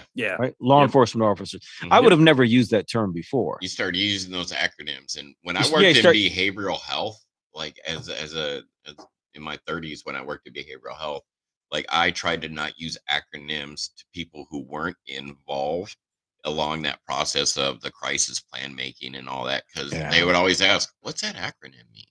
But, I mean, when you're around the people in the industry, you just use those acronyms because that's what everybody does, like MOS. Oh, dude, working with my business partner and all his military stuff. Oh God, everything in the military. Oh my God, dude. I said after a while, I said, you're making this up. There's no way there's that many acronyms and no way you can remember all of those. They do. He said, dude, everything is an acronym.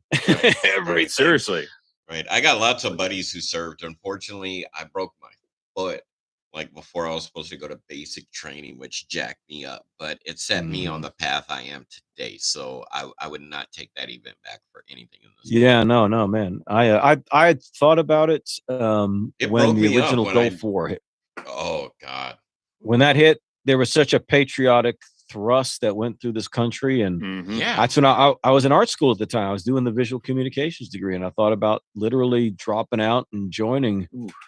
I'm glad I didn't. Yeah. Right. Glad I didn't. We're all glad you didn't.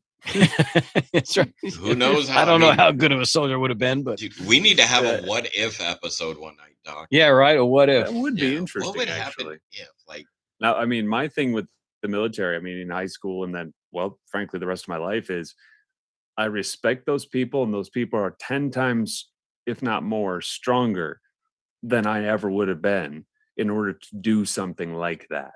I feel it takes a certain kind of mindset, a certain kind of person to really go into that and then to thrive in it. And I've known people who thrived in it for years.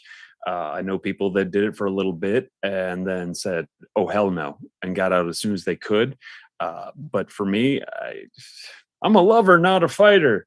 It's not in me. I'm not somebody who's gotten into fights in my life. I think there was 2 in 8th grade, and even those were minimal. I'm like, so going out with a weapon in my hand, as much as I do enjoy shooting, Tone knows this, I've never shot at a living thing before, hunting or anything. I'm like, if I can't aim a gun at a deer, am I going to be able to aim it at a human being? Knowing that this guy I'm looking at is the same as me. Right. I'm like, he doesn't really want to be there doing this, but it's his job. And that's what we're seeing a lot there in the whole Russia thing right now is you've got these soldiers who are saying, we didn't even know this is what we were going to be doing, and we don't want to be here.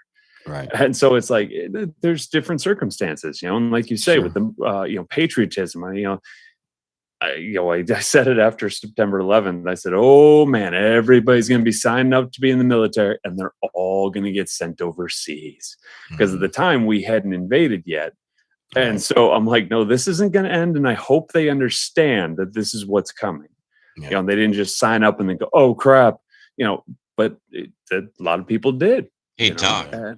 Yo, speaking of signing up, since this is going on in the chat, somebody said, why don't we play shot in the mouth with CJ? And you and I agreed we're not going to even try to play shot in the mouth with CJ because it's kind of out there. But it's a little out there. Well, what about the zombie apocalypse, dude? Because let's sign him up for the zombie apocalypse party. Bro, I get that, and that's the last item on my notes here to do.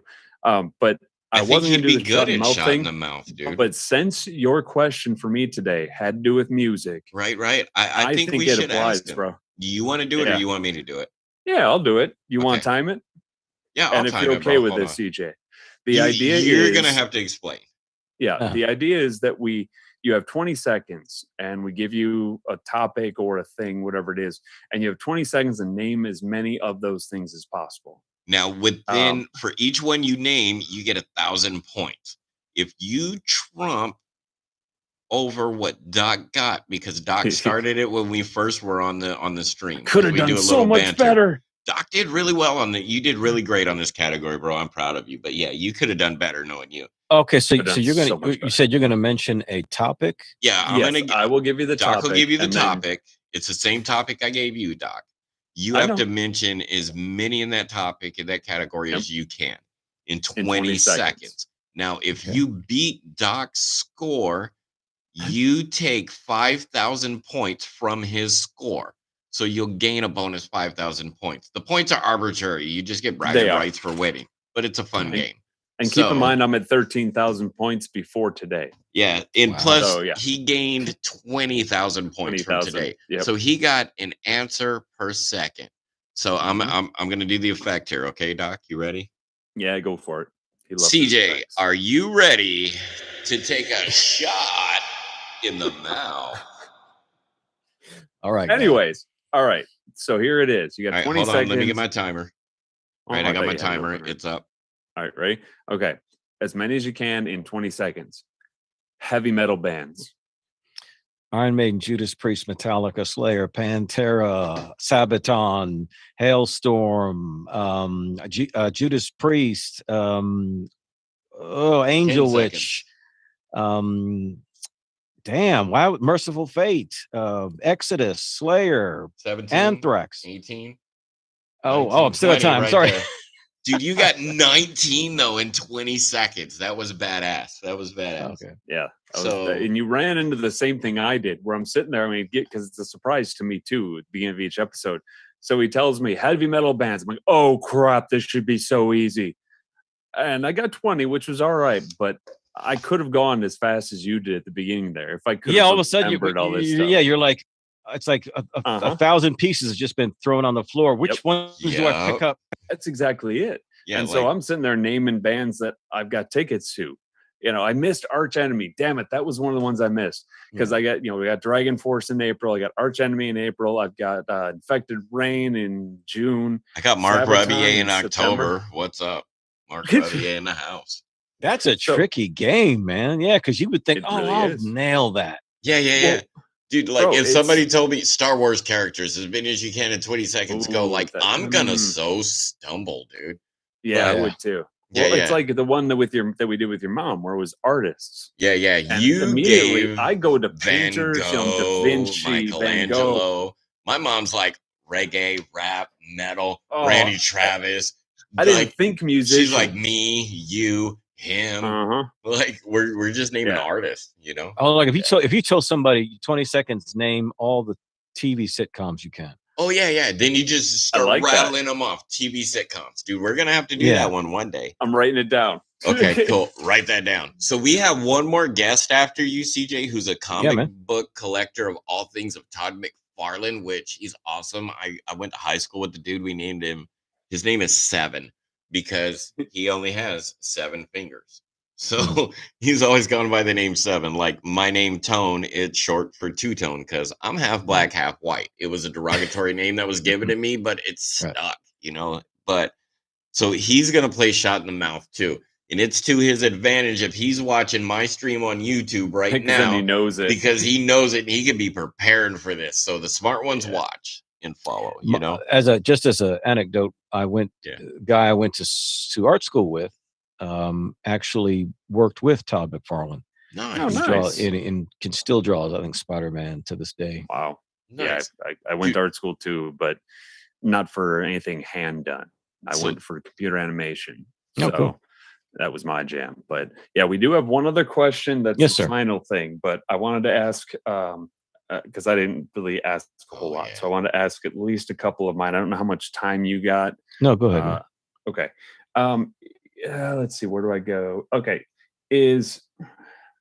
Are there any specific bands that you feel, an answer if you can here, any specific bands that are motivational to you? And just a couple of them, because I've named a few of mine, but I know there's more that have had, words. I mean, Sonata Arctica, Paid in Full is literally my end of my marriage, start to finish, where it's, oh God, I'm blaming you for everything.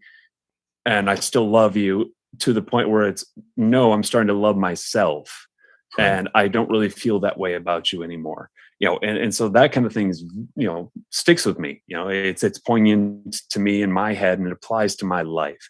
So are there any bands you can think of off the top of your head that have been that for you? Oh, well, for me, it was more the bands that were there when the big revolutions happened in my life, and those were all in the early days, not so much today. And that but was, it's still, it matters because I mean, when I was actually said this to somebody the other day, I was pointing out what was it? There was a few bands that changed everything for me in the 70s when I was a kid. Was Kiss. Really? Yeah, Kiss was just. I got a side comment on that one. All about the love gun, yo. That just, for a kid in the 70s, that's what introduced you into that world. The second band to revolutionize my life after that was Van Halen. Yeah. All right. First 2 albums. Then the next band to revolutionize my life was Iron Maiden, because I was the new wave of British heavy metal. So this is like 81, 82. Yeah. So like I saw Maiden on the Number of the Beast tour. Ooh. When Bruce's first tour with them in 1983 in Manhattan. Man. CJ, did you prefer Hagar or Halen in Van Halen? Oh, there's no I know like 2 Van Hagar songs. Right. Like Van Hagar was so not Van Halen. I don't care. No. But have you seen David Lee Roth lately? Oh yeah. Bro, like the one band who actually does legit as if it were the original, bro, like the new Queen with Adam Lambert. Yeah. Oh my God, he brings a total different flair Does to he? Queen, bro. Like, and they started touring again with him as the Freddie Mercury role. Sorry, I just went on another tone tangent, but it's relevant. But it's all right. It's relevant AF here. Like, yeah, Adam Lambert coming from American Idol that first season, you know, like, boom, exploded, and now he's the lead singer for Queen. What the heck? And we saw that happen He's in our singing lifetime. over Tony. Come on. Yeah. Doesn't get much better than that. And he is good at it too, dude. He's good. So big ups to New Queen. Yeah, but yeah, Van Hagar don't work. Yeah, no, Van Hagar. So, but that was so again with Kiss because we were young kids, but then Van Halen because that was the height of the disco era, and to hear Van Halen 1 for the first time was a religious experience. I believe it. But then, everybody was still listening to Bad Company, Styx, AC/DC, that kind of stuff. Yeah. And I was a little bit tired of that. And so once the new wave of British heavy metal came in with all the bands like Angel Witch and Budgie and Tigers of Pantang and Raven, but then Iron Maiden, those first 2 albums was revolutionary. But then it's when I discovered Metallica, and it was when Kill 'Em All really wasn't out yet. It was kind of a demo I found in an import Metal section. Up Your Ass. Yeah, wasn't that it? Yeah, I still got the T-shirt for that one. So that my first concert. Yeah, that launched everything for me into a different direction. So those things I'll always point to when somebody says, "Well, what are the most motivating songs?" I said 2, Whiplash. And You Got Another Thing Coming by Judas Priest. Yeah. You know what I mean? I said, it's no, I can find, like, I love from Lamb of God to Chimera to Throwdown. I love Hate Breed. I love all that are blatantly motivation. I mean, Hate Breed's lyrics are like a self-improvement book, you know? Yep. I mean, it's literally, that's all that they're about. Some bands. Yeah. And I don't sit back and listen to Kiss and old Priest and old Metallica and all that sort of stuff. I'm listening to more contemporary music. Okay. But I tell people, what's motivating me is whatever I'm listening to kind of lately. But when I think of the things if I'm out somewhere, if I'm in a bar, it doesn't have to be a metal bar or anything like that. And all of a sudden, and I'm on like my 3rd beer. Yeah. And I hear the intro to Whiplash. Tables about to get turned over. Yeah, people better you know what I mean? On that one. It's about to go down. And to me, and the reason why I picked that song is because let's face it, everybody loves that tune from that album because it's the one that just has that build up. It's just kind of like, where is this thing going? And then when it hits. But then what he's singing about what they used to sing about in metal songs before metal got too serious for itself. Yeah. They used to sing about metal. Yeah. They sang about being metal. They sang about the show, being in the pit, being in the show. Exactly. You know what I mean? Denim and leather and screaming and fist pumping and head banging. Yeah. And so, and it was talking about we're out here to take on the world. We're out here to push through. We're out here to drive through. We're a bulldozer. We're going to change history. Dude, seeing James Hetfield perform that song live with his little V guitar that says "Eat my fuck" on the side of it, right? Back in the mid '90s, up there when Guns N' Roses was supposed to open in Axl. Anyway, whole other story in Northern early Arizona. '90s. That's like when 93-ish. That's when I first saw them and seeing him perform Whiplash on stage in front of thousands of people in the raining ass mud in Northern Arizona, right? Like, instead of him saying, because we're Metallica in that song Whiplash, he said, because you're Metallica. Oh my God. And like, that just like lit you and you feel all your little hairs going to goosebumps. And you're just like, and you just want to pick up the first dude in front of you and chuck him into somebody. Throw him. Like, you want to beat somebody with another dude. Right. That's right. But I could see how that moves you, man. The most motivated, the most metal energetic video I've ever seen, and I would encourage your audience to go check it out, is just looking on YouTube. It's Creeping Death by Metallica at the Moscow show in 1991. Yes. Just watch that. Yeah. And you'll see, I'll tell people, listen, if you want to know what's inside me, you cut my vein and that bleeds out. The energy, they were so ferocious at that time. And that particular song and that particular show, it's absolute heavy metal ferocity and probably one of the most motivating things. You will literally punch somebody or something. And then you won't even know what happened, and they won't know what happened. They're just gonna wake up and be. Was that the For Those About to Rock show? Pantera is that what it was? I don't remember. I don't remember what the name of the show was. It was like after Russia allowed these bands. Yeah. I mean, it was like 1.5 million people there. The crowd is insane. Yeah, because they've never been able to have it, and all of a sudden they got it, and Pantera opened. Not their best, in my opinion, but it was very young Pantera. So what are you gonna do? Real quick, wanted to mention. You mentioned Kiss. Not really it's motivational, actually. I volunteer at a convention every year called Mad Monster. Now, they do it in maybe North Carolina each year, as well as Phoenix. All horror themed, stars and stuff. And I'm not a horror fan, but I love doing this. And my first year, I come in all nervous, and they tell me, "Okay, you're going to be working the room on the second floor all the way down at the end." And now it's all one big place they do it, but at this point it was a hotel, and so lobbies where the main vendor hall and stuff is. So I go upstairs, go all the way down this hallway around the corner. I'm like, guess this is it. And I go in. They had me with Peter Criss for Friday, Saturday, and Sunday. Wow. Him, his wife, and his tour manager. Now this guy, I've never really been a Kiss fan. I admit that wholeheartedly. I'm just not. Yeah. But this guy, they had a dividing wall between two rooms. And apparently this is his wife's, because she's his promoter and all this stuff. She says, this is how we do it. Their tour manager stands at the end of the wall and sends people around one at a time.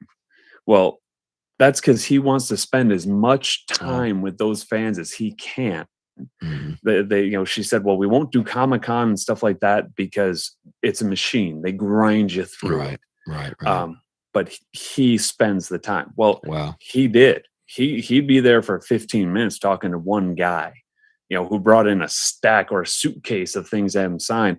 Every guy that came in, at the end of them talking, he would mention breast cancer because he is a breast cancer survivor. And so he would always tell them, check yourself. Happens to men, not just women. He always pouring out his personal. There was one kid came in, couldn't have been more than 14, comes in the room, starts talking about how Kiss's music saved him from killing himself. And, the kid's crying. Peter starts welling up. The two of us volunteers who are in the room, we're standing back there just going, oh my God. And at least 20 minutes, the kid goes, he looks around the room at us and says, do we need like 15, 20 minutes here? And we all just kind of nod. We're like, yeah, that was intense. But again, he cares. So amazing guy. Whether I'm a big fan of their music and their past, I mean, I'm like, no, this guy is a legit, honest to God, good human being. Oh yeah, sure. And so, and at the end of the whole thing, his wife pulls me aside and thanks me for it and says, thank you so much for everything you did here. And it's just, it felt great. And as my first year, I'm like, oh, I love this. That was the only year I got to work directly with one guest. And it was just phenomenal. So, I got all mad respect for that guy now. Oh, yeah. Yeah. You'd have to have been there as a kid in the 70s. Exactly. Yeah. For me, because they were so revolutionary. For the time, they were the biggest thing in the world, man. And so different than anything else. Well, for my generation, especially for the musicians, Kiss showing up in 1976 on Paul Lynde's Halloween special was the equivalent to the Beatles on the Ed Sullivan show. Yes, right. That was our Beatles. That was more bands, heavy metal bands were created out of that one Halloween special, seeing Kiss. Right. And just like the Beatles created so many bands, and Elvis created the Beatles, My favorite was Kiss on Scooby-Doo. Like, I love them running around in their outfits with them high giant boots on Scooby-Doo, chasing behind the dog, All right, Doc, before you ask him the question, and you know what question I'm talking about, like, I want to do a 360 here, if that's okay, Doc. Depends on what the 360 is going back to. CJ, in the morning, is there one song that you wake up to that just gets your day moving and going and just gets you in the groove? Like, for me, it's Mark Rubier, Waking and Bacon. I have to hear it on the way out of the parking lot of wherever I'm at in the morning, just to keep me motivated, to get me in that awesome little groove. Is there a song like that for you? I don't know that there's a specific song like that, but it would have to be something where it's like a stadium song. You know what I mean? It has to be something right? where just people, that kind of thing. So yeah, there's some Lamb of God tunes that would fit that bill. There's some Hatebreed that would fit that bill. Yeah. Where it's just, yeah. The breakdowns are so vicious. Right? Yeah. It's like the ones that get you really pumped. Yeah, it's not going to be something too like just where the lyrics are incomprehensible and that kind of stuff. It's not going to be Ingve. Like one of them awesome heavy songs that you feel and that just makes you go, yeah, I can conquer this day. Oh yeah. Okay. Yeah. Doc, I could do what's that every your day. song, brother? My song. Ooh, there's so many. There are so many. I mean, usually if I'm starting a day and I want energy, it's usually going to go Dragon Force, just because if you want power metal, that's about as power metal as it gets. It's another band that I've been listening to for years now, and it wasn't until maybe the last 2.5 years where you start listening to the words, you're like, wait a second, this isn't fantasy metal, because I thought it was kind of a fantasy theme, the swords and we're going to conquer our foes. I'm like, no, the foe is our problems. The foe is our life. Oh my God. This stuff started to really hit me more. And so, they're one of the ones I listen to. It's not only are they fast paced and energetic, but at the same rate, it's all legit lyrics again. And so it's got to have the lyrics plus the energy. So two of the most phenomenal guitar players you will ever my God, see. Herman and Sam are unreal. It's just sick. Yeah, and Sam does it while drinking the whole damn night. Yeah, they've got a beer. Even in the videos, he does it. Well, they got a beer stand on each mic. They're all for him. Nobody else drinks, just him. So when he's moving around to a different mic stand and stuff, he grabs his beer and he's drinking his beer. But he's just on point. Right. It's those guys, man. I can't even understand it. I mean, Herman had a lit fretboard one of the shows I saw him on. So as his fingers are going, they're lighting up, and it's just this, these lights going around because he's so damn fast. And oh my God, that guy is so impressive. Yeah. So, but yeah, that's mine. What about you? You're usually Ailstorm, aren't you? When you start your day? Me? Yeah, he's the Wake and Bake. Yeah, Mark Rubier, Waking and Bacon. Really, Mark Rubier, even to begin your day? That is the first song, dude. Because you know me, I'm a slow waker, dude. I get up and I get in that truck. That's true. I open up my Monster, I light me a cigarette while my work truck warms up. I throw on that Mark Rubier, Waking and Bacon for about 15 minutes, and then I start jumping into like Guar or Ailstorm. Yeah. And when I'm on the water, though, I have this playlist on that the water, follows man. On the water.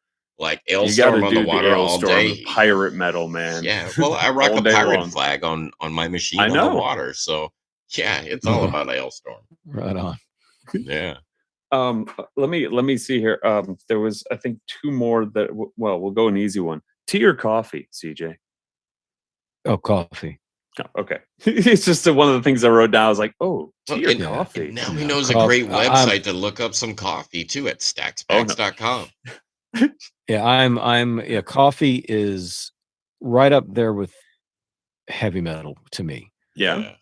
Yeah, I can't remember a day I haven't drank coffee once I started drinking coffee. Okay. Yeah, and so I drink it. Yeah, I drink a ton in the morning. I'll drink some in the afternoon. So yeah. Okay. Two other questions for me, and then we'll go to that last one. First one is, oh crap, I forgot already.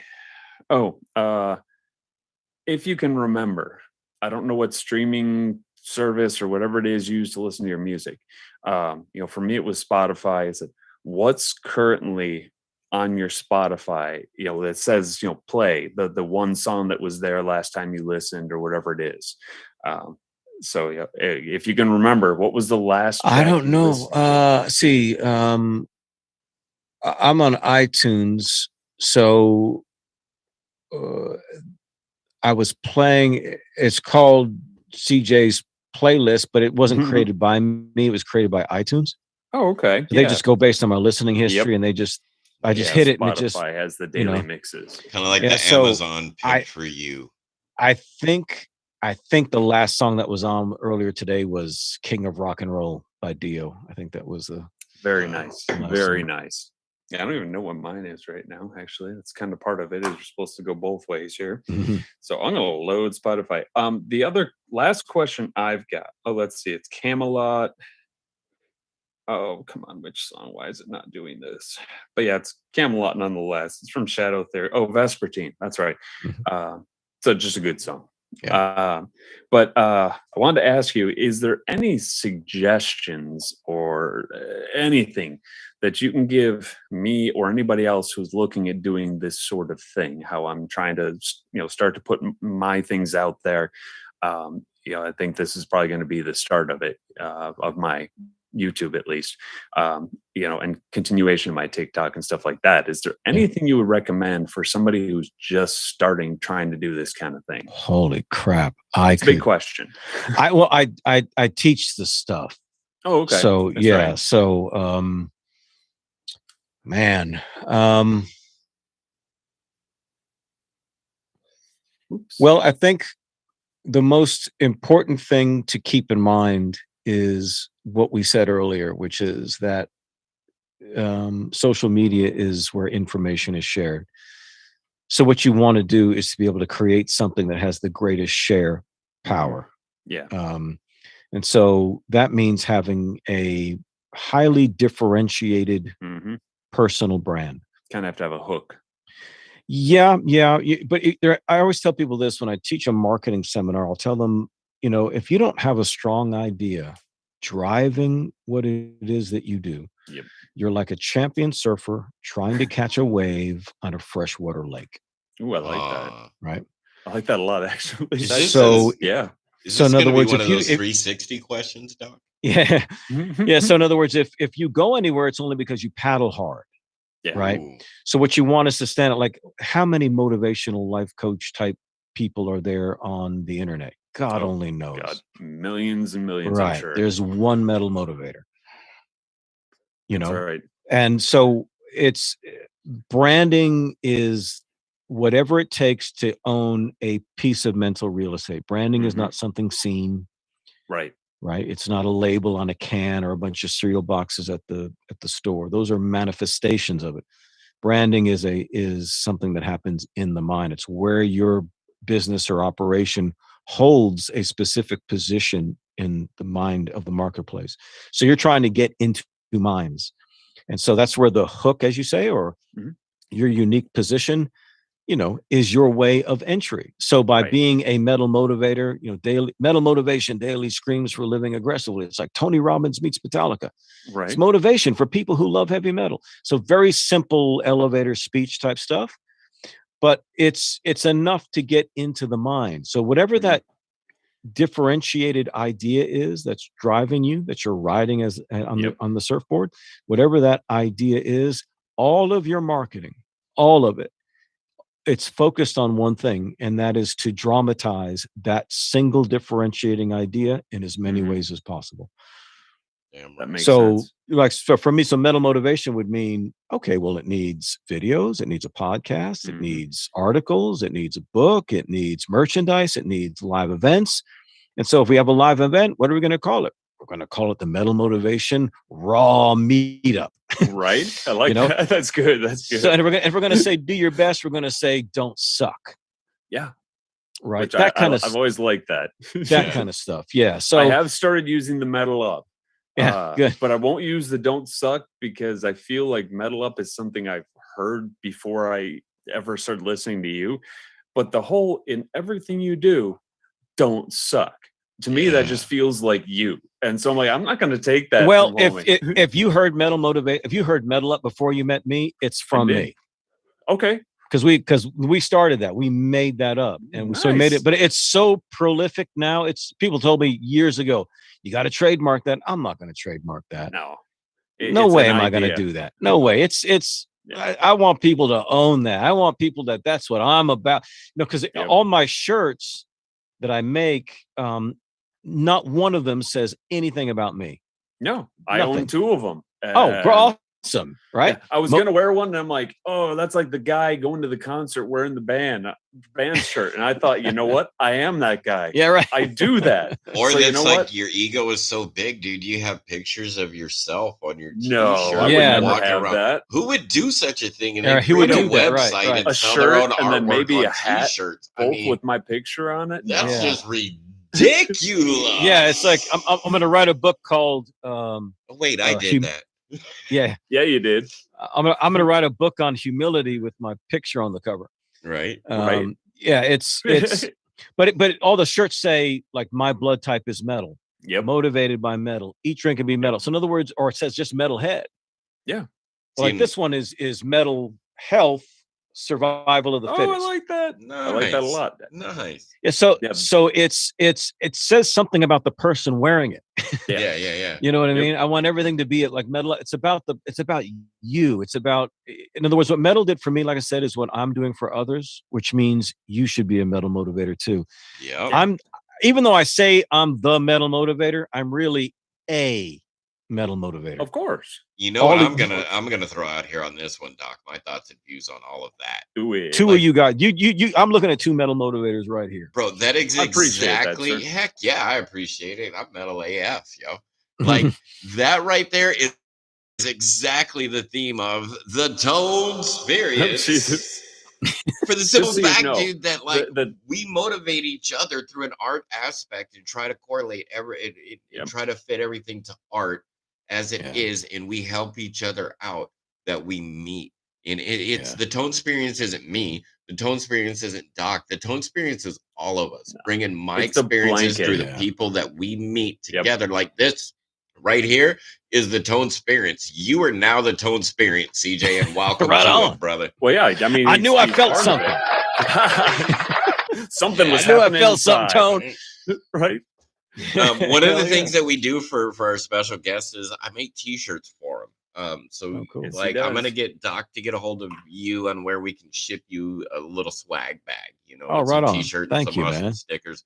Because on one of my hobbies is I'm somewhat of a professional photographer. Like I think I'm at professional level now, Doc. Don't you think, bro? Well, you become professional when you're selling your stuff. And I've you've been selling now for a little while. Yeah. So you are professional. And I mean, that's all there's to it. And pictures of Method Man, Red Man, right? Diaz, and my God, dude! Too. Like, and I can see it. I can visualize where it's going. I'm getting pictures of Mark Rubier at that outdoor Coliseum in Colorado in October. Red Rocks. It's going to happen at the Red Rock. Red Rocks. Yeah. Thank you. I mean, we were talking because I was hoping to go see a Maiden. Actually, speaking of Maiden, we were trying to get in for a media pass in Worcester, where he is. You know, his home base is in Worcester, Mass. And when I saw they were touring Within Temptation, who's another band I absolutely love. Dude, the DCU where they're playing is like a half a mile from my house. Exactly. Where I live. And the thing is I'm like, well, ticket prices are kind of nuts right now. So I'm like, well, I may not be able to. I've missed Maiden, I think, 3 times here in Phoenix now, which sucks. I still haven't seen them. And they're one that I'm like, well, Bruce is still killing it out there. What did I tell you about that ticket too? When you were like, the ticket is this much and it's a ways away. What did I tell you? I think I came at you Hunter S. Thompson style. And I'm like, dude, buy the ticket, take the ride. We're going to go to that show if you come here. And if not, you're going to go by yourself. But I want to photograph them while they're there too. Right. Which would just be insane if you're able to sneak your ass in there like you do. Yeah. I mean, I told him I'd be his camera bag guy, to hold the bag. He's going to be, oh, no, I'm pressed. It's like, okay, if you want to do that.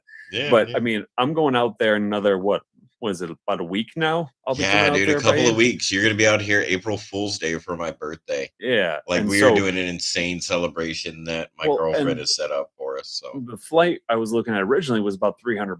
I thought, you know what, that ain't bad. I'll go out there for the birthday, then I'll go out there in October.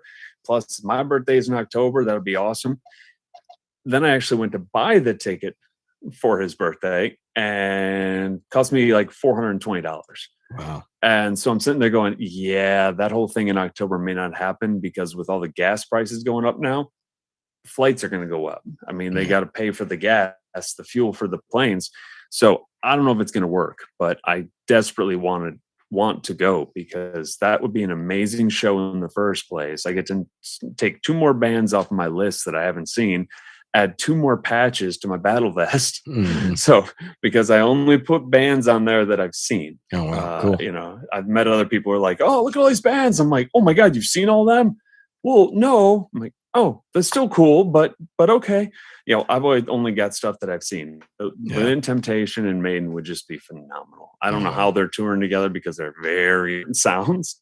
Right. But it'd be cool. So now, some you know, inside we'll see. talk. My assistant, who's on the stream here with us on YouTube, she's in here going back and forth like she usually does. If you read her bottom one, she's contacted the publicist for the venue at the DCU and Maiden, and she's working on getting us into that show to photograph it, bro. You know that's gonna be epic if we get that, because I'm handing you a camera and you're gonna go buck wild too. You're gonna be my assistant. That'd be beyond epic, sir. That would be a little of epic proportion. Yeah. All right, so let's get to the last one here. This is a is this the revolving question? Yes. Okay. Yeah. Cool. Dope. So we've asked each guest who's been on one recurring question. Then we end each interview with the question. Zombie apocalypse is breaking out, right? And so you know you're going to hunker down, but you got to have something to defend yourself with. If you could have one thing, weapon, whatever it is, what would it be? We've already had our first guest said a hammer, which was phenomenal because a hammer is great for taking out some zombies, but you can build stuff with it because you're going to need to build stuff, you know, fortifications and, you know, all that kind of stuff. You're going to need that hammer. Mine was a lightweight short sword. And then Tones was a bag of honey badgers. Yeah, dude, I'm going to the zoo. Zombie apocalypse breaks out. We're grabbing all the honey badgers I can because I'm throwing honey badgers at zombies. And then we had primates. M had treadmills. Yep. Make a circle of treadmills so that when those come up, they just fall on the treadmills. Okay, got you. And what was the others we had? Oh God, there's been so many. A lightsaber, a rabbit. Oh, that's right, lightsaber. That was the day I wasn't on there. Yeah, see, because I would have said the Mach a lightsaber. 5. Dave changed his answer to a Mach 5, like Speed Racer, the Mach 5 car. That's right. I remember that. All right, so go ahead, CJ. Yeah. I would have said a lightsaber because I'm just thinking these things are, I don't know how many they're going to be and how long I'm going to be contending with them. So I got to be able to kill stuff. Yeah. And I got to be able to take off heads. And I figure, well, if it's not going to, if we can't go lightsaber, then I got to go sword.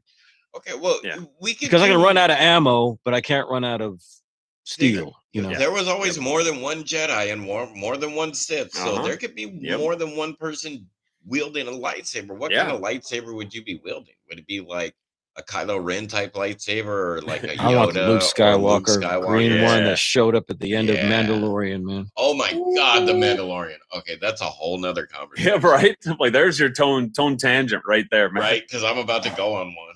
Yeah. Not the time, sir. Not the time. Nope. But yeah, no, that's. I mean, the 2 lightsabers added to the zombie apocalypse party. I think that's a solid. Yeah, because in my mind, what I see, CJ, is think of like old school Dungeons and Dragons. This is an RPG type raid party, so we're all bringing something. Like, and everybody involved in our little show is going to be in the zombie raid party apocalypse with us. You know, it's going to be awesome. Oh wait, I got to clap for that one. I look forward to it. There we go. Well, Yeah, I don't have anything else. Any of that? Well, I mean, there's other questions, but we pretty much covered it all. But yeah, I appreciate it, guys. Just a serious thank you for coming on here, man. Oh no, thank you for having me, man. Thank you this for is taking almost the time out and coming on our great little show. Yeah, it's and awesome. this is almost the definition, in my opinion, of some of the things that you've said in the past. And you know, I just made a comment on a Facebook post, and you responded, and that you know, my brain lit up, and I you know, I messaged a couple people like, oh my god, look at this, CJ commented on my thing, you know. And then I made the other comment on a different post. I said it would be, oh, I wish I could have you on my podcast. And your response, why can't I be?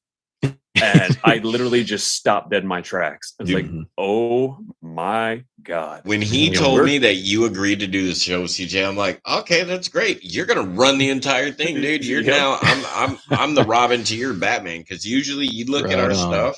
I'm the Batman, he's the Robin. I'm the one going on everything. I'm the what did I say? backup. The Andy Richter to your Conan O'Brien. Yeah. I think my hair is more glorious than Conan's, though. It is. But I mean, that's our thing. We got glorious hair, and so does CJ. So that's what's up. Yeah. He does. Well, I mean, this was kind of, it's the beginning for me of, you know, because this will go to the ToneSperience stuff, YouTube, but it's streaming right now on the YouTube. I know. I'm just saying that it's also, once I'm done with it, you know, edit anything I need to edit, add the, you know, intro graphic and whatever else.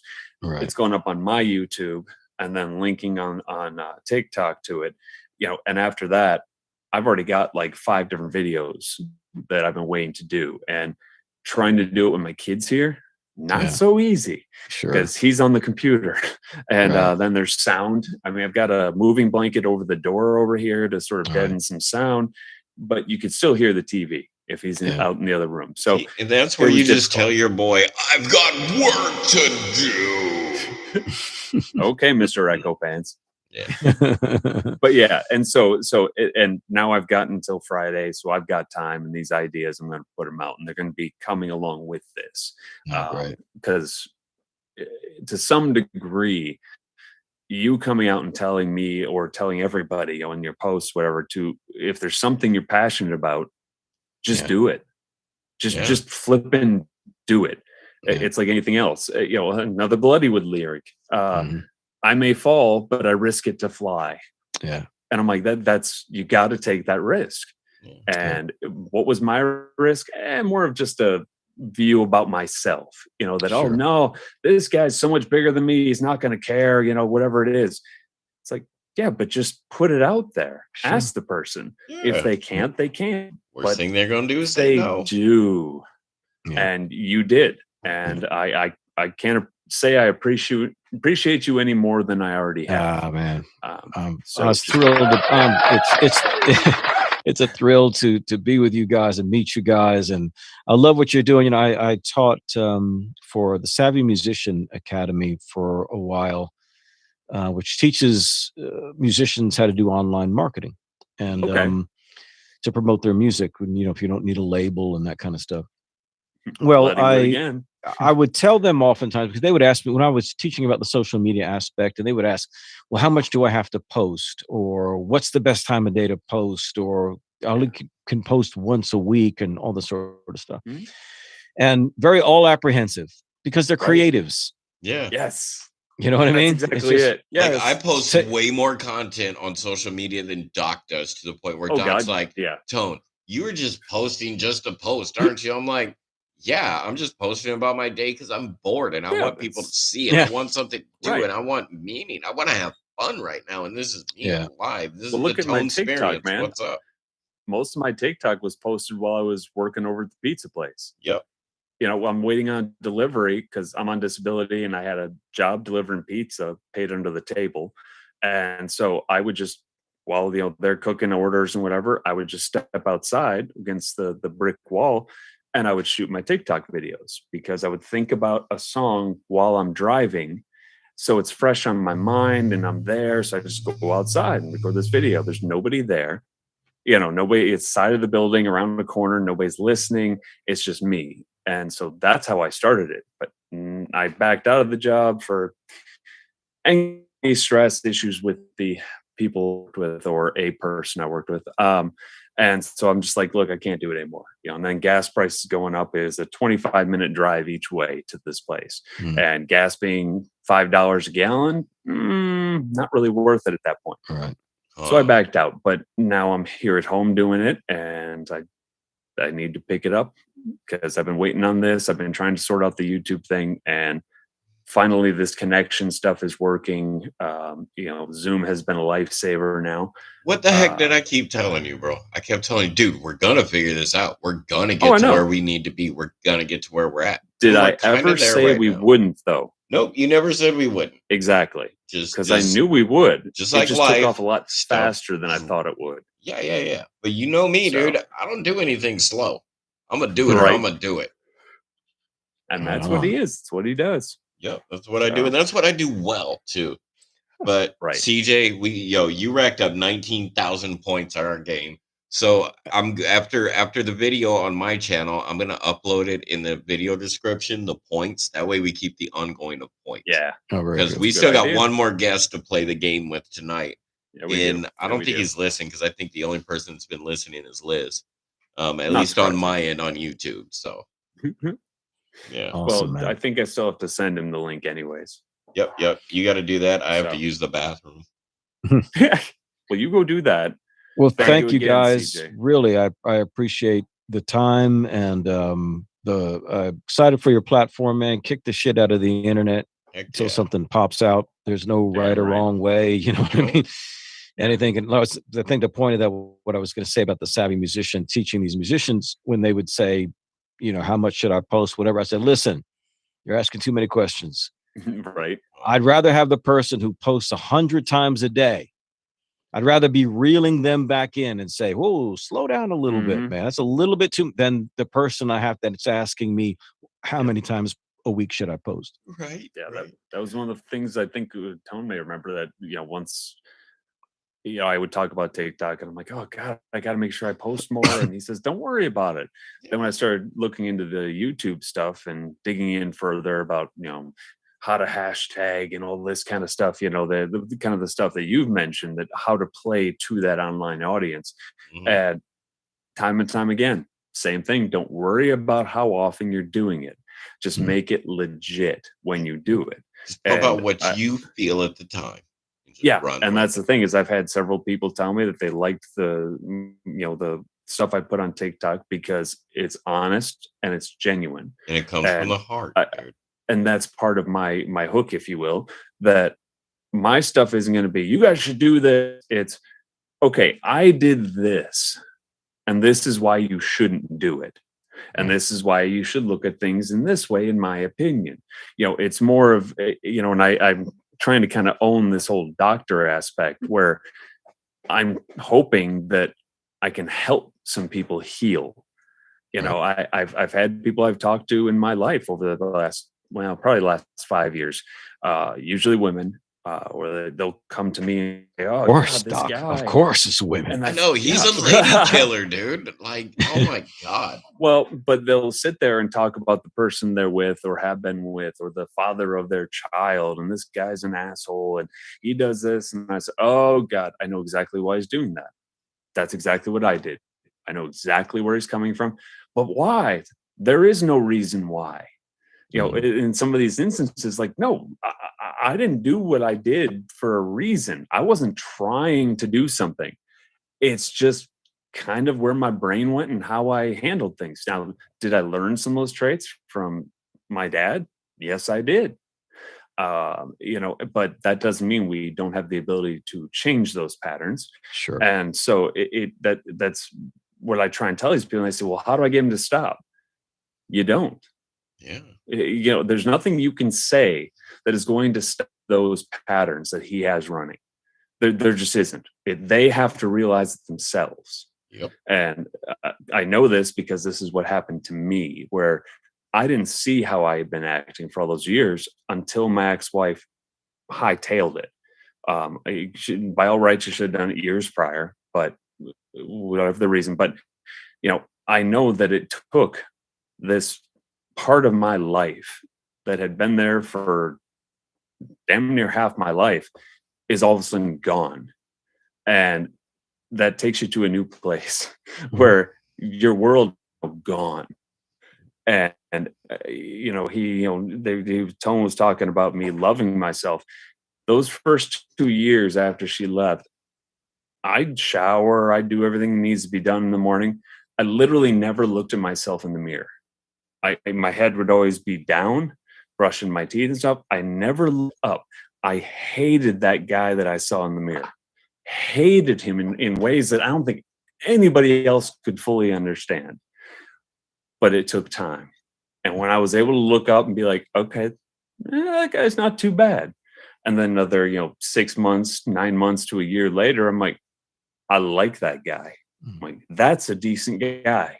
And when you can finally say that about yourself, then you're able to truly move forward as far as relationships and everything else. You have to know who you are, know that you're worth, and love yourself for it.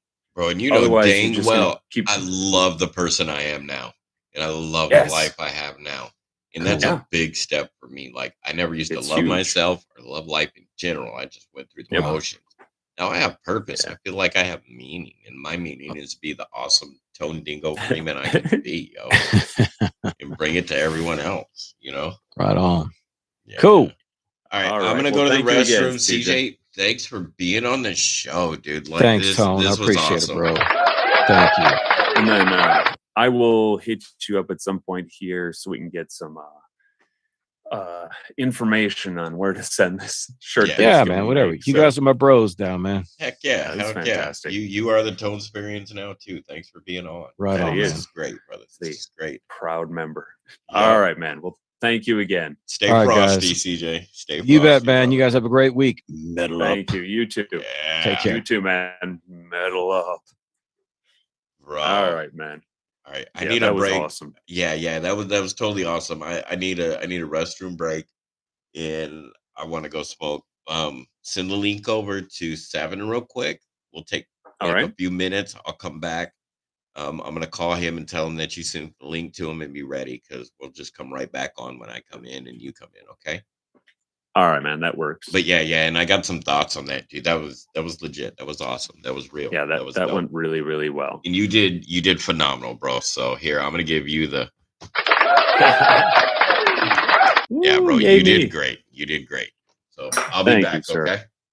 All right, man. I'll be here. All right. Do. All right, let's see. Let's get homeboy in here. If only my monitor would show me. Oh God. Let's see. Come on. Damn. Let's see. Oh.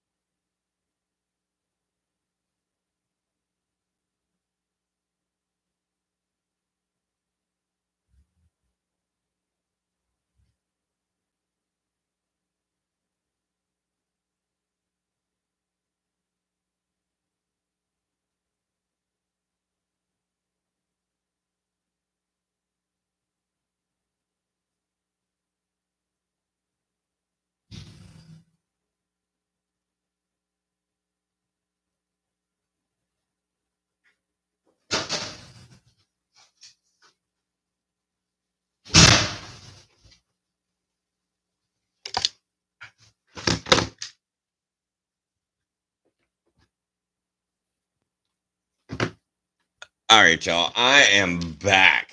So that was a wonderful interview. I don't know where Doc went. I had to go and use the bathroom and do my thing. So I'm going to try to find some unlicensed music to play during this.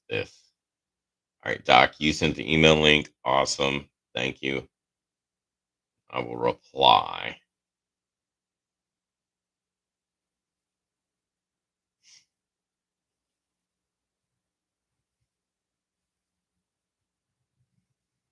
Here, watch. We're going to do it this way right here. Let's see. Oh, we've got him on the phone. National Tonedingo way right here. Hello? Hey, brother, he sent you the link to your email. So go check that email you sent me to earlier and accept that Zoom call and all that, you know? Okay, I didn't see it yet. I was just looking. Oh, Doc, can you hear us? Yep, he says 1 moment. Yeah. I'm trying to find some unlicensed music that we could play. That way we don't get flagged on YouTube because like I've got an insane, ridiculous setup going on here, you know? Yeah. Yeah. So what's good that we could play? Dude, did you listen to are you logged into the YouTube? You've been listening to the stream or what, 7? I was watching some PvP on YouTube. Okay. So no, I wasn't. Okay, cool. So then you don't know the game we're gonna play. Nope. What's up, Doc? Yeah. I'm trying to see what this says.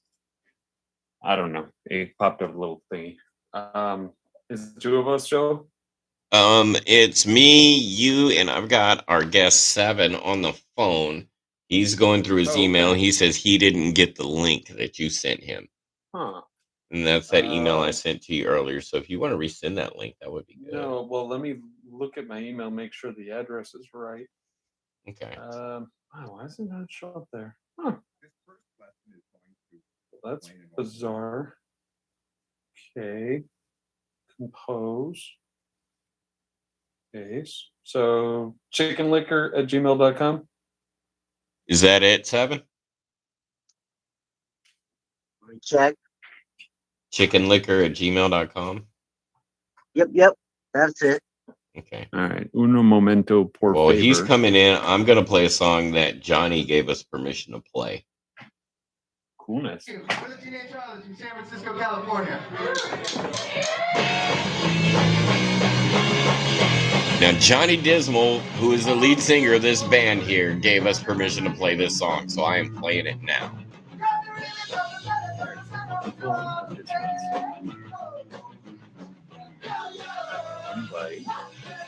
That is part of the reason.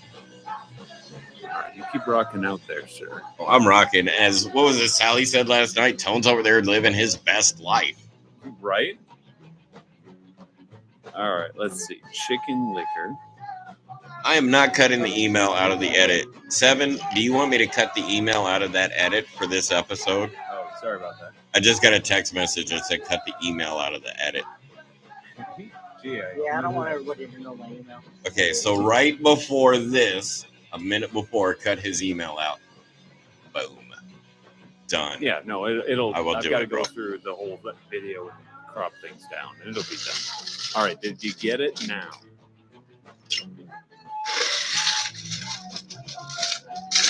You got it, 7? Dude, this mic is really loud. Nah, I still haven't seen it, dude. Huh. Oh, He said he hadn't seen it yet. yeah. Huh.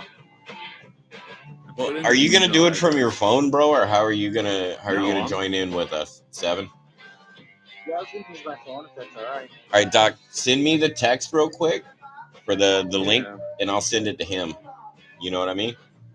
I do, but I'm trying to get the new one sent over. It's like we were saying the other day that it kind of sucks that like email the link to myself, and it's just kind of lame. So give me a second.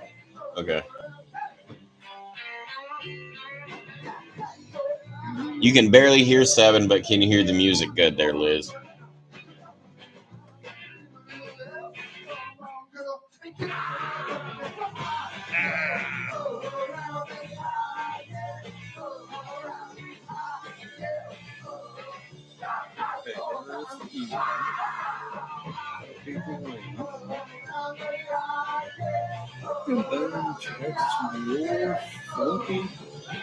So,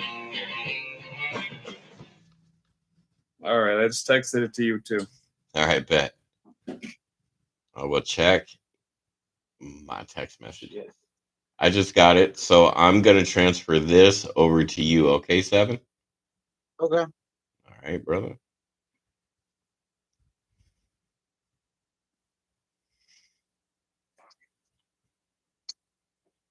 Oh, 1, 2, 3, 4. All right, right, bro. Link just sent to you. So I'm gonna hang up the phone. Click on that link and join in. Okay. Okay. All right, bet. Boom, Shaka Zulu. And that was the ToneSperience with the wonderful CJ Ortiz, motivational speaker, like metal motivator. Dude, that was good. That was great. I already texted my metal father and told him because he was so excited when I told him, like, oh my God, because he knows who CJ is. Yeah. And I told him, like, he's going to be on. He's, oh my God, that's amazing. So I just sent him a text saying, oh my God, it was fantastic. Once I get the thing up on YouTube and crop it down and edit whatever I got to do, I said, I'm going to send you that link. Yeah. I mean, that was all just legit stuff. You know, none of it was. It says 7 is banter. connecting. Whoop. Let me go back. It was some banter, but I think because of his experience as a motivational speaker. What up, bro? What up? Like he just kept the conversation moving along, dude, and that's what it's all about. So here I am. I'm gonna throw that effect out again. It was a good show. In 7, welcome. Thanks for taking the time out to be with us, y'all. Thanks, guys.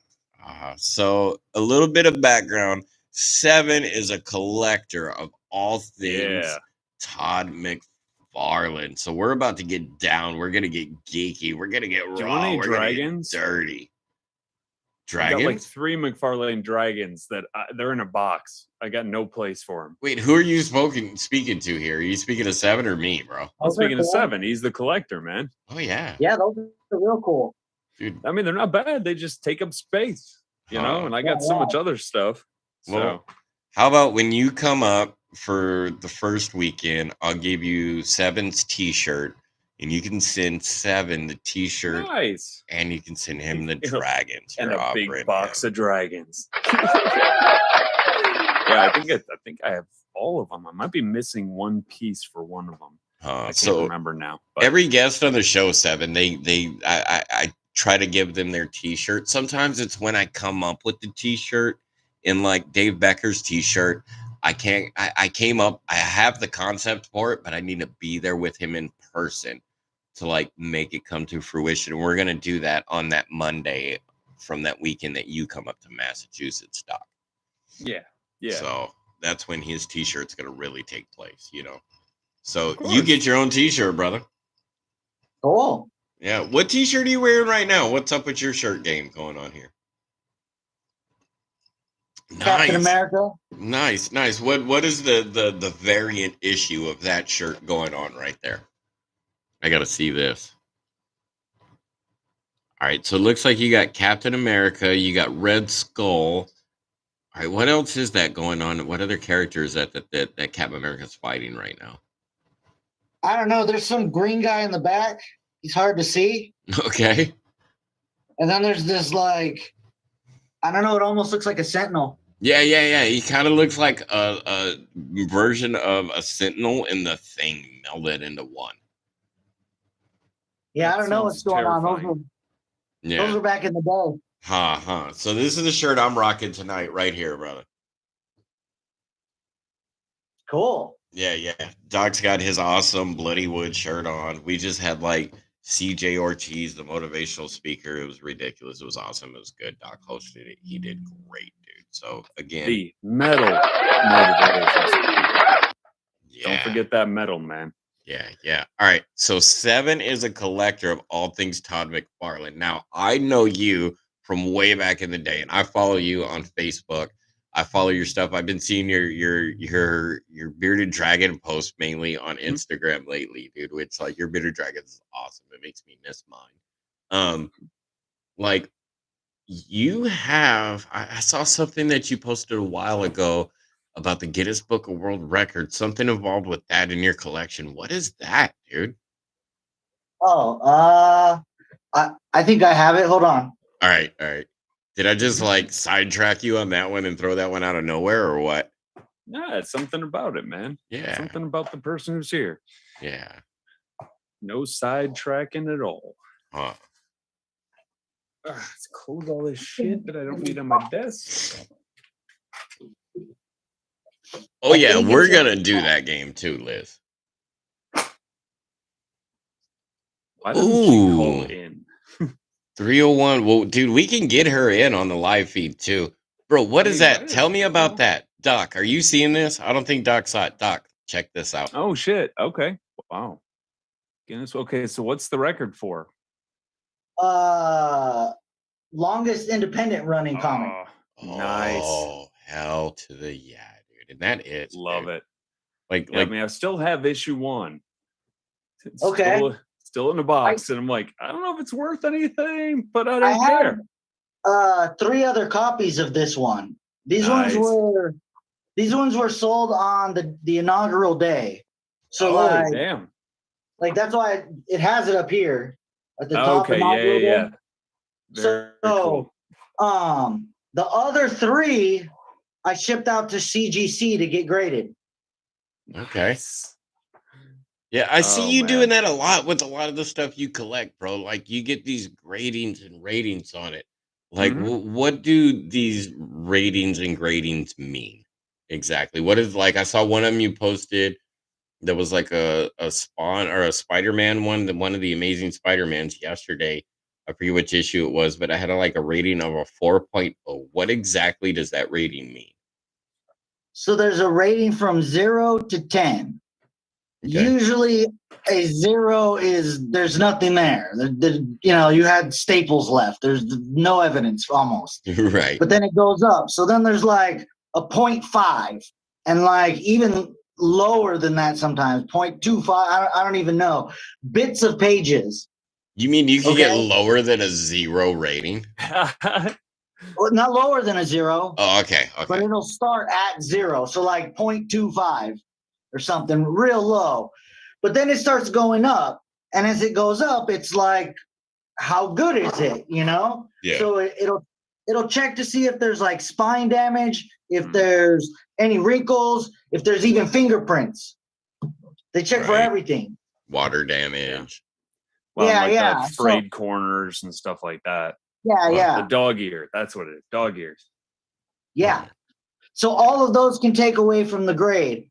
But the 10 isn't a real comic. The 10 is the original thing that they put on the printer. Oh. Okay. Yeah. So it's like... So like you will never get a 10 grading on your comic book collections unless you have like that stamp that like prints it. Like the printing press piece. Apparently they're going to start allowing 10s. I don't know. But that's how it worked prior to lately. Okay. So usually the 9.9 is the first one that comes off the printer. Huh. So it would be like a first edition book of like Alice in Wonderland, a first edition. That would be like a 9.9 or a 10. But the first one to be made from the first edition. So that's yeah. So then usually all the ones that you can get that are like the best grade is 9.8. Okay. Yeah. So like what is your unicorn comic or your unicorn of your collection that you have? What is the unicorn? Like that thing that you cherish, that you work so hard to get? The one I showed you the other day. Okay. Well, do you have that one to show to everybody else here on the video? I can grab it. Okay, cool.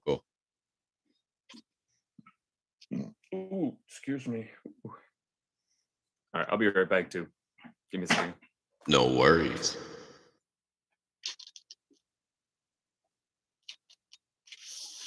All right, so bust that bad boy out. What is that? Oh, yeah, that's the exact one that I was talking about. Like, you have to talk and say something, and then the screen will go big towards you. Okay, so how this one is this one's a 4.0, like you asked, right? Yeah. This one has a gold sticker. Okay. What that means is it was autographed, but not only was it autographed, somebody witnessed it getting autographed. Oh, okay. So right here, Stan Lee signed it for me. Nice. I met him in 2010. Okay. So I bought this book at Bookman's, of all places, for 50 cents. Nice. Nice. You got to love Bookman's for that shit, dude. Yeah, they didn't know what though. they You had. would think they would look into that a little more. Oh, that day, I won't even lie, Doc. I bought this book, 298, 299, 300, 301, 302. Jesus. Those are all McFarlane books, if you know. Yeah, That's insane. Now, what exactly? Now, some people don't know. Some people are novice in the pop culture geek world of what we are involved in. So that's what I'm trying to bring it to that aspect of. What Okay. exactly does Todd McFarlane have to do with Spider-Man for the people that don't know? Oh shit, yeah. Those who don't know.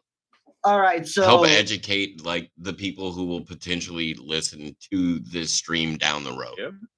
Yep. yeah. So the ones I just said were the ones that were his breakout issues. So those are Amazing Spider-Man, 298, 299, 300, 301, 302.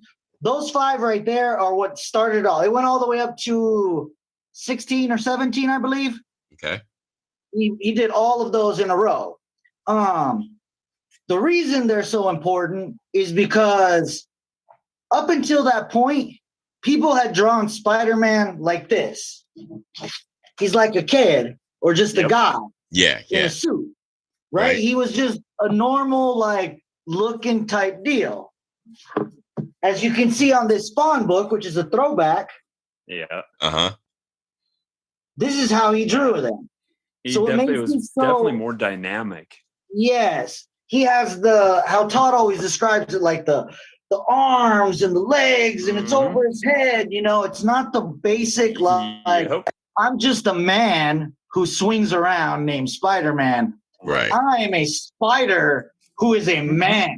And it was way more believable. Yeah. So from that moment on, Spider-Man was changed forever.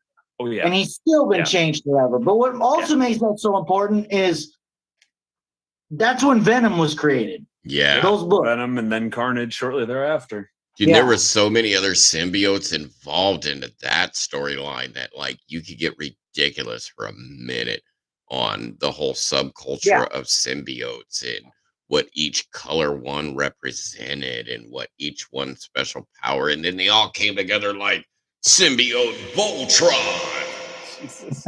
You know? Is it Voltron or is it Captain Planet? Oh, God. Or no, Wonder Twins. Wonder Twins is one. Yeah, the Wonder Twins unite! That's right. Liz says, happy birthday, Todd McFarlane. When was Todd McFarlane's birthday? On the 16th, she says? Oh, shit. Yeah, just the other day. Yeah, yeah. All right. Didn't know that. Happy birthday to Mr. McFarlane. See, people in the chats are over here, like, adding content to us. That's great. Great. Did you? I assume you've been to. I don't think it's still there, but the McFarlane toy store in Tempe. Oh yeah, the Tempe one went first. Then there was the Glendale one. Oh, yeah, that one at Westgate, dude. There was one right next door to the movie theater at Westgate. That one was cool too. Yeah, those were the 2 that were out here.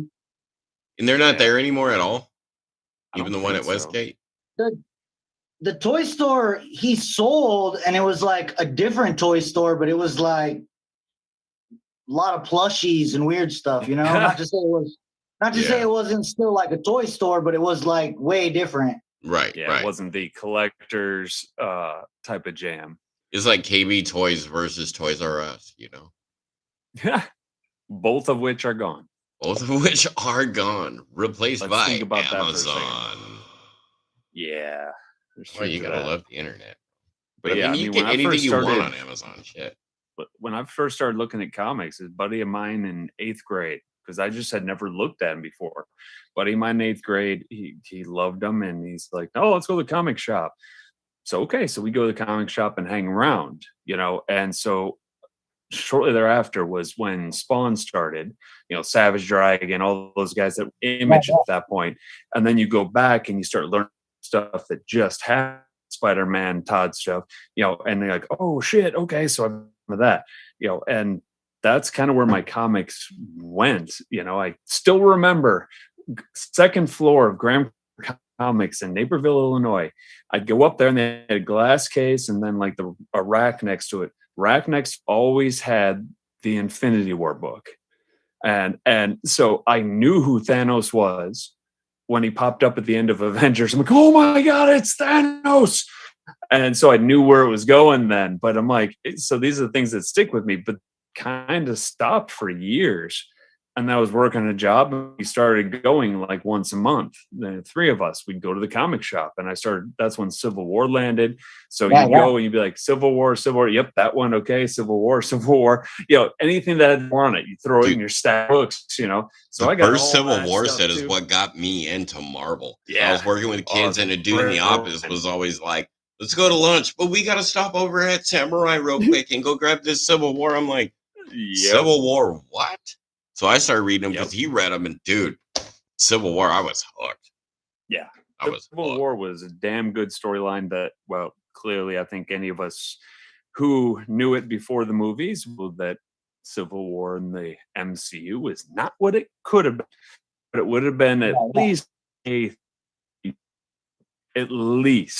because there is so much to that damn storyline that you can do in one movie. Dude, so they needed to do, and I get it for the movie. I mean, I trust Feige. That guy knows his shit, and he knows how to format all this. So I where they were coming from, and I get where they were trying to go. But damn it, I was hoping for so much more with Civil War. Dude, I want that floating prison, and I want all this. That's what I really want. The prison in the other dimension. Just all this kind of stuff. I wanted it so badly, but dude, I get it. You want to see how much like this brings everything that we've spoken about to full circle as far as this podcast and everything. Oh my God, Doc is smoking the devil's lettuce. Well, I figure the idea is that I'm going to edit this video.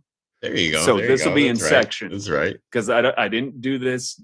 I mean, dude, I think I hit my vape pen a couple times. I've been on here drinking tequila the whole night. So. Oh, I know you have. Yeah. And you could tell as it got later on, it wasn't bad. I curbed it pretty well, dude. I've only had like literally a glass and a half with CJ. So we're about to get really appreciate that. Yeah, it was your show. Like my first thing I said to you was, you're like, you're going to be fucking lit on this show. I don't want you to I need you to chill the hell out.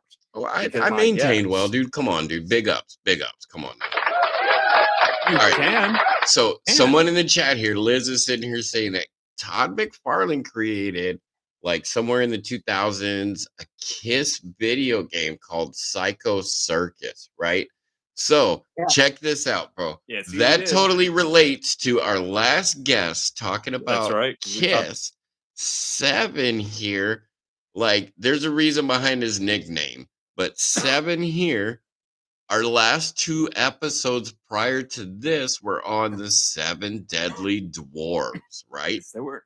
So we got the 7 Deadly Dwarves, which, like, the similarities between the 7 Deadly Sins and the 7 Dwarves and Cinderella and pop culture was a great spin, bro. You got to go back and restream that shit. But see, we've got 7 on the show with us right now. See, we're talking about Todd McFarlane and Kiss. In the previous guest, this is all full circle. What's up? I was hoping that his name, where it goes for me when you say 7, is lucky number 11. Right. Because I love that so much. And I just watched the other day. Well, it's not, but 11, it's close. So that's kind of where my brain went with that. I'm like, I doubt that's why that's the name, but let's find out. You want to explain how you got your nickname, brother? I mean, you're pretty open about this when you were so not ashamed about it since the day I've known you. Okay, so how'd that happen? Shark attack. Boom, boom. I'm looking at Tone, waiting for his face to change. Wait. Shit or not? Okay. That's a stretch. Let's erase like that didn't happen. Doc asked the same question. 7, give the same answer. All right, go. How did that happen to your hand? Garbage disposal. He's laughing at the garbage disposal. So okay. Oh, so in seriousness, though, I am curious. Like, honestly, what happened? I mean, because clearly, yeah. Okay. Dude, he's like Lady Gaga. He was born that way, bro. Yeah, I was looking at it when you held it up, and I'm like, that doesn't look like you just had him cut off. And that's why I'm like, okay, but how did it happen? And you're like, birth. Okay, gotcha. Dude, I'm That's telling you, legit. the ladies back in the day loved it, bro. They loved that shit. Watch, wait. Here, hold on. I got this one. Why exactly did they love that? Come on, bro. It was like, yeah, baby. That doesn't answer the question, no. I can answer that question. You know it doesn't answer the question. Come on, bro. Okay, go for it. It's like the shocker. Do it. Yeah, but there was other factors. Yes, and I think you forgot. Yeah. Because they told everyone that I could size boobs with this and be 100% accurate. And so, like, yeah, that was... I'm 44 and I still can't do that. Dude, all the chicks in high school fell for that one, too. It was great. Jesus. Yeah. Tell me how big it is. Okay. Sure, if you really like me to. I couldn't even get the women who had implants, and they have another women like, oh, feel them, they feel real. I'm like, no? Oh, okay. Oh, we are so not going to get into the shenanigans we've done because my girlfriend is watching on the YouTube live stream. She knows you're crazy, man. Oh, yeah, dude. But yeah. There's some shit she'd be like, what? Really? Yeah. Oh, wait, here, hold on. You should probably tell her that shit. No, she knows some crazy stories about me, dude. Like, she knows some shit, but yeah. I'm just saying. All right, so Spawn Collector, Todd McFarlane Collector Extraordinaire. Like, what is your favorite comic that you hold, bro? What is the favorite piece that you have? Other than your unicorn, like, what is the favorite prized possession piece that you have? You have a unicorn? Everybody has a unicorn. I wouldn't say that there's like one piece anymore. Okay. It's like it's more the struggle, if anything. Yeah. So how do you keep motivated into, dude, that makes total sense. How do you keep motivated into going out, getting that extra, going, oh my God, I don't have that. I want that. That would be ridiculous to have. I just stay on top of it. If I don't buy it when it comes out, the price only goes up. Yeah. Yep. Because you're not buying the cheap shit usually. Now are you? But dude, like if you miss out on something like this, it's like there's no going back. Oh yeah. Nope. Yeah. Dude, and I could see you being like me. You would keep yourself up all night long for days on end. Fuck, how did I let that piece slip away from me? How did I let that one get away? You know? Shit, I'm like that about that motorcycle jacket I found at Goodwill the one time. That I $20, and I get home like I could have sold that thing for like $300 easy. It was quality, never worn, still had tags, and it had the plating in it and everything. What did I do? So yeah, I think it's kind of the same idea, except with what you're talking about, there's investment and money more so than my issue. So dude, investment and time. Like your time is worth more than that money. That's way more of an investment. I was gonna say, like a lot of times it's more my time than it is money. Yeah. Like I spend a lot of money on it, but like if there's exclusives or whatever, I could be driving around town going to Target or whatever, wherever the deal is, and that's time consuming, Yeah. Definitely. Bro, when I was collecting my Deadpool comics when I lived in Phoenix, like I could use that as an example, drive around looking for the different variants of that one comic that came out that week, because the little comic book store in downtown Glendale that I used to love to go to, they'd only have like 3 of the 7 variants of that comic book cover. Yeah. So I'd go out and try to collect them all, dude. So, and then you meet these people that would hold they would hold shit for you. You just had to hit them up and be friends and talk to them for half a minute, It's funny you say Glendale, but that's where I go now. Yeah. And that's exactly what he does. I totally couldn't think of the name of that comic book shop in Glendale, dude, but I guarantee you, if I walked in the door tomorrow, the owner of that comic book shop would be like, Tone, what's up, dude? Are you going to renew your fan box subscription to us or what? Jesus. And I'd be like, no, I live in Massachusetts. Dude, the fan box subscription was great, especially through them. Most places have them, most shops. Bro, it was like $20 or something ridiculous for the year. You got a percentage off the comics you bought. Then they gave you a stamp card. They gave you a hold box. So you just order shit. When it came in, it would go in your little box. When you walk through the door, they're handing you your shit. You don't have to walk through everything, but that's kind of the fun, is walking through all the comics and looking at the different shit to find your one comic for that week that came out, dude. Yeah. Yeah, it was fun. Like I said, I didn't continue it much after that. I'm a huge fan of MCU and how they've handled, because I was a Marvel guy growing up. That's been my jam. DC, Batman's awesome. I love some of the Batman movies, not so much the last couple, but and so I'm like, I can appreciate it. My kid won't. He literally won't watch something that says DC on it. I have not seen the last one with the fucking vampire, but nobody wants to see a shiny Batman, I don't think, anyway, dude. Like, he steps in the new one? Yeah, like Batman steps in the daylight, he gets all shiny like the vampire did. Because, I mean, what, the Bruce Wayne is now a Cullen? I mean, what is going on there, Yeah. I don't know. I think I got that right. I mean, I've always been Team Jacob versus Team Edward. So I've always been team, I'm not going to watch those. Right. Well, I had to watch it with my kid, dude. I did the first one with my ex-wife. After that, I'm like, no. When you have a girl for a child, like, shit's different, dude. You're going to watch Twilight one day, and then next thing you know, you're watching the whole Lord of the Rings saga because you both are at home sick that day.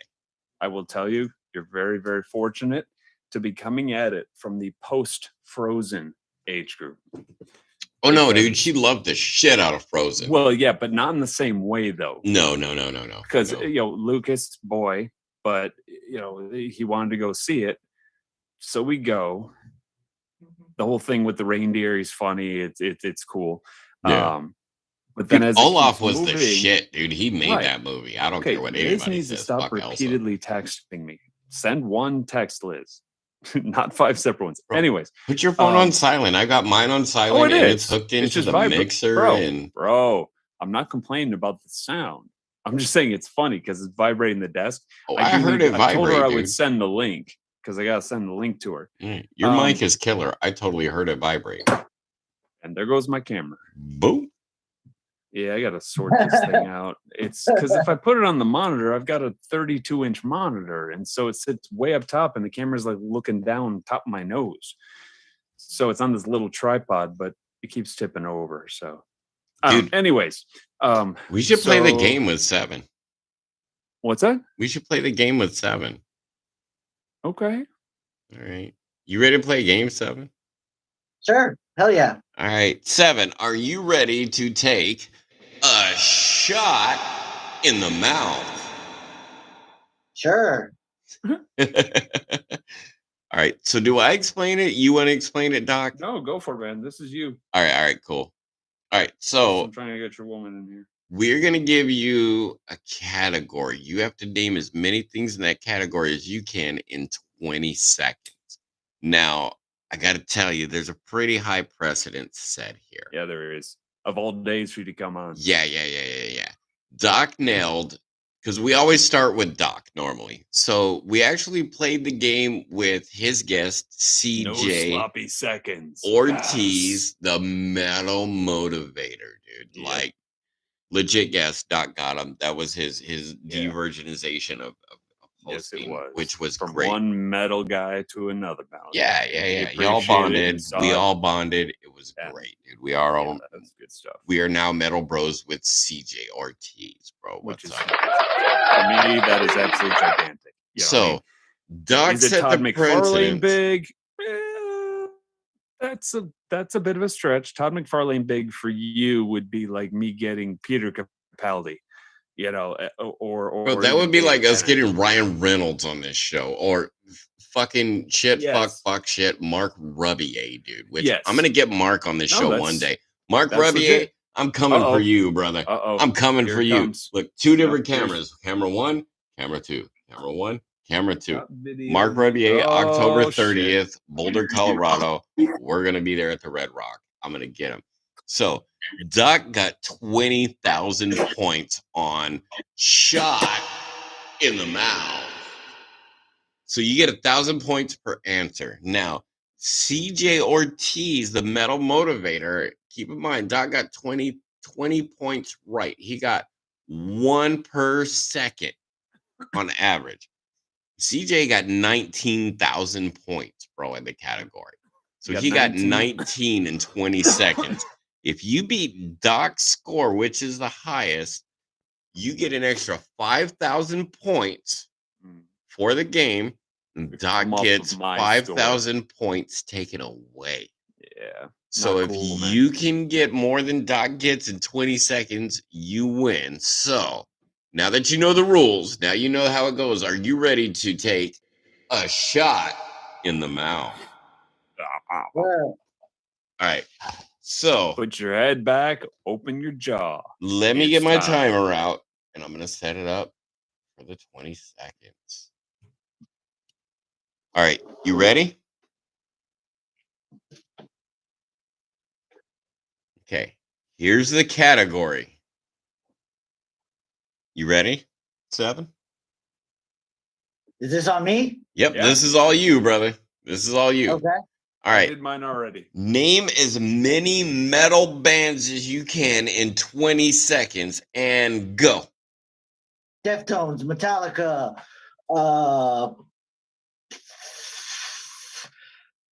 7 seconds. Limp Bizkit, Slipknot, shit, I don't know. 13, metal band. 14, 17. You're at 4. Oh, that's 20 seconds right there. Bro, you got 4. Where is the button that goes womp, womp, womp, womp? All right, bro. Yeah, so I got 20, but I should have gotten more. And then CJ got 19, and even he was sitting there stumped. He's like, "Oh my god!" He's like, "Why is this shit so hard?" On the point.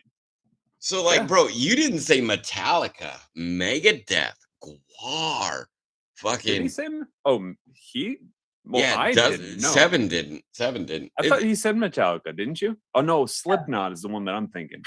Yeah. You said another one that was kind of questionable, but Limp Bizkit. Deftones. Is Limp Bizkit really metal? Yeah. Dude, Deftones is metal, bro. Like, no. Maynard, Deftones, like, but I gave it to you in the Limp Bizkit one because they got some hardcore beats in some of their shit, you know. They do. And Monkey. Hey, Liz is on the chat with us. What's up? I just noticed this. Noticed that? Hey, baby. How you doing, love? She's just hiding. You should get a gong like the Gong Show. Oh yeah, I need to program one of these buttons. So like Liz, 7, Liz. Can I see your hand? 7 Doc, 7. Because I really didn't introduce you guys. So here, check this out.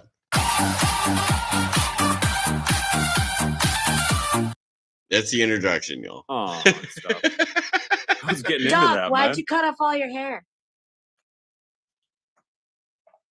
It's blue. Cut my hair off. His hair's been blue for a minute. So it's just like the Boston Blue Fin. I just need. Well, no, he's got blue hair and a yellow beard, so it's kind of like a. I matches my brother. I dyed the beard red once. He's got a little gray in that beard. Yeah, that was not good. Oh, here we go. So can I see that comic book we were talking about? Terrible. 7. Oh yeah. So we are hosting. So we've got the Zoom feed here. Now there's 4 of us. 4. Count up. 1, 2, 3, 4. There's 4 of us here in the feed. I gotta go look for and we have YouTube streaming on the Tonedingo Freeman YouTube channel. So you see what you normally see on the Tonedingo. Me in the shirt, drinking tequila, hanging out. What's up? Whoop, whoop. There's 2 people. Liz is one of them. Don't know who the other one is. It's cool. We're just hanging out and living, right? I'm drinking this one. Oh, she's drinking some Dickel. Some George Dickel. Sour.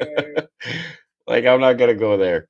But, like, so she couldn't see the feed because what I'm going to do in post is I'm going to actually match this feed with the YouTube stream.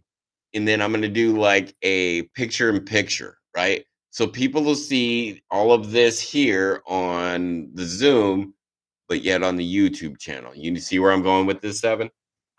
Mm-hmm. So like everyone will see your comics in post. So show her your comic again real quick because she didn't get to see it and she's interested. Yeah, I didn't get to see it and I was super curious. Yeah, here, let's go with the. Or do we need Which some one? music Like- here? The one that you were talking about in the beginning, where how you, I don't know, you can gauge on what the comic is and what it's worth, and Oh, with the numbers, first one. the rating. yeah. Okay. Is this big for you guys? Oh, that's It's badass. big. Okay. That's right. I say badass now. Woo, woo, woo. Dude, now which Spider-Man is that? Because it says 12 cents on the So front. I was bidding. 39. Okay, Spider-Man number 39. Dude, that's an old ass comic, bro. It is. Yeah, I it is. was bidding on a Deadpool Shut all the doors. I don't even want to hear it. versus. I don't remember what Deadpool versus Deadpool, and it was signed by Todd and Stan Lee. Shut And up. when it got up to like, $2,000, I was like, I don't think I can afford that one. Baby, I'd have so killed you if you'd have bought that shit. Like, I It love me was some supposed to be Deadpool. your Christmas present. That's okay because what we saw Method Man, Red Man. And I bought you Deadpool pirate. Yeah, I got the awesome Deadpool pirate at the house. That one action figure I've been looking for. Yeah. Here she goes. I love this thing. It's my favorite. That's pretty cool. Yeah, that's one of the pieces where if you collect all the ones from the set, you build that one big ass action figure, you know? Yeah, but I thought it was a spare leg. I was like, oh, he's got interchangeable legs. So that's my girlfriend Liz in Massachusetts, brother. That's her. Nice to meet you. Great ball of Nice to meet awesomeness. you as well. I've heard so much about you. Yeah. Seven was there. He saw the transition of Tone from like that weird little shy kid to that fuck you, I'm gonna fuck you up, and then we're gonna go drink some beers, Tone. You know? Fuck Very yeah. impressive. Yeah. He's even got a Deadpool vape. I do. You remember Almost everything in the house now is Tone? Deadpool. What's Tony, up, you Doc? Remember that print I was talking about? Uh-huh. Okay, I just texted you a photo. Okay, I'll check That's it. where I went. I'm like, Make oh, it shit, all 4 it's- people again. Oh, yes, ma'am. I gotta figure out how to do that. Give me a second. Gallery. I did not get your Boom. text here. Let me change my voice. I feel like we're all going on a Tone tangent here. Like, I feel like this I is just sent you a going nowhere. picture, dude. That's all I did. Hey, look, I'm a pirate. Oh my god, I'd like just This- got your this could picture take a like while, right so now. Just letting you know. Yeah. OMG. He's been drinking, and yeah, it's gonna get. Oh my See, I'm god, watching dude! Like, I'm watching on the big Whoa, screen. one at a time, folks. What's up, Tone? I'm gonna go Phony the Squirrel. Yeah. Okay. Like, Oh, I thought that you is seen a some- dope ass Did you look print at? with like the Deadpool and the Doctor Right? Houdini. Like, oh my god! Like, he's so coming out of a TARDIS, and I could like so see Deadpool going TARDIS, Bardis, Martis. What the F? So I got a quick question. I just Seven, sent you the is photo. too, Liz. Answer. you I you've just sent known- Liz the picture of the Deadpool / Doctor Houdini, by the way. It's so glorious. So how long There it have is. you known Doc? Who? Pretty much seven? today. I was gonna say I Oh, never you met just him met before. him? Now, Oh, okay. okay, here's where I have to step in. You guys met at the Comic-Con that Kimball and Brandon and I were at, where we had the hotel room. So remember we were walking down the street to go pay the parking meter and we were all on You know, gummies. And like I Kimball won't was lie. banging against the door or the windows. I and shit. won't lie. There is something familiar about his face. Now, Yeah. You guys for met me at the to remember that 2017 con. that means one something time. because I One don't time. remember this shit much. So the fact that I remember that and I thought about it, I was like, do I? Nah. So yeah, no, yeah, that makes sense. Yeah. But now, Seven knew me from high school, Liz. Okay. Okay. No. Why I was asking is because What's that? if Seven? you ever go and other shenanigans. Oh yeah, other shenanigans after shenanigans and tomfoolery. Tomfoolery is my middle name. Tonedingo Tomfoolery Freeman. It's a long name though. It's okay. I would You ever go to advise Doc's shortening house? Dude, there's nothing Kevin? short about the tone. What's up? Well, that's Hold short, on. but you just- Wait. Uh-oh. Pause, gentlemen. If you ever go to Doc's house, This to work. it is an amazing sensory playland. Why do you say that? Because you got like a furry wall. You Can got I like unpause now? Legos everywhere. Well, it's yeah, like there's more everywhere awesome. now, but Like, can I unpause now or what? what do you pause? She told me to pause, so I'm like stuck in Oh. pause mode here on the video. No, you can go unpause. Okay. That's what has to It's happen. like I was when in the it goes middle on of a drink when you're like, pause, gentlemen. Let me bring the female perspective in here. No, it was the tone tangent I was pausing. Oh. The tone tangent did need to be paused there for a second. say camels. That's our word. He used it on me earlier today during the season. Oh, is that like pineapple? Yep, that's our pineapple. It's like a safe word, you know. Yep. Right on, right It's on, like right pineapple, on. baby. Yeah. All right. So, but yeah, so just Dude, saying it. So we played shot in the mouth with Seven. Like, she's got an advantage, though, if we did shot in the mouth with her. But I think we need to know Seven's zombie apocalypse weapon. Heck yeah. We do. All right, One of bro. my favorite questions. We got 2 lightsabers now. So we have an ongoing revolving question from episode 1. Say you wake up tomorrow, the news is like, Filthy Sacks here. This just in. The zombie apocalypse is happening. Please take cover. Grab shelter. Run, motherfucker, run. What weapon would you be bringing to the zombie apocalypse raid party? Probably my machete.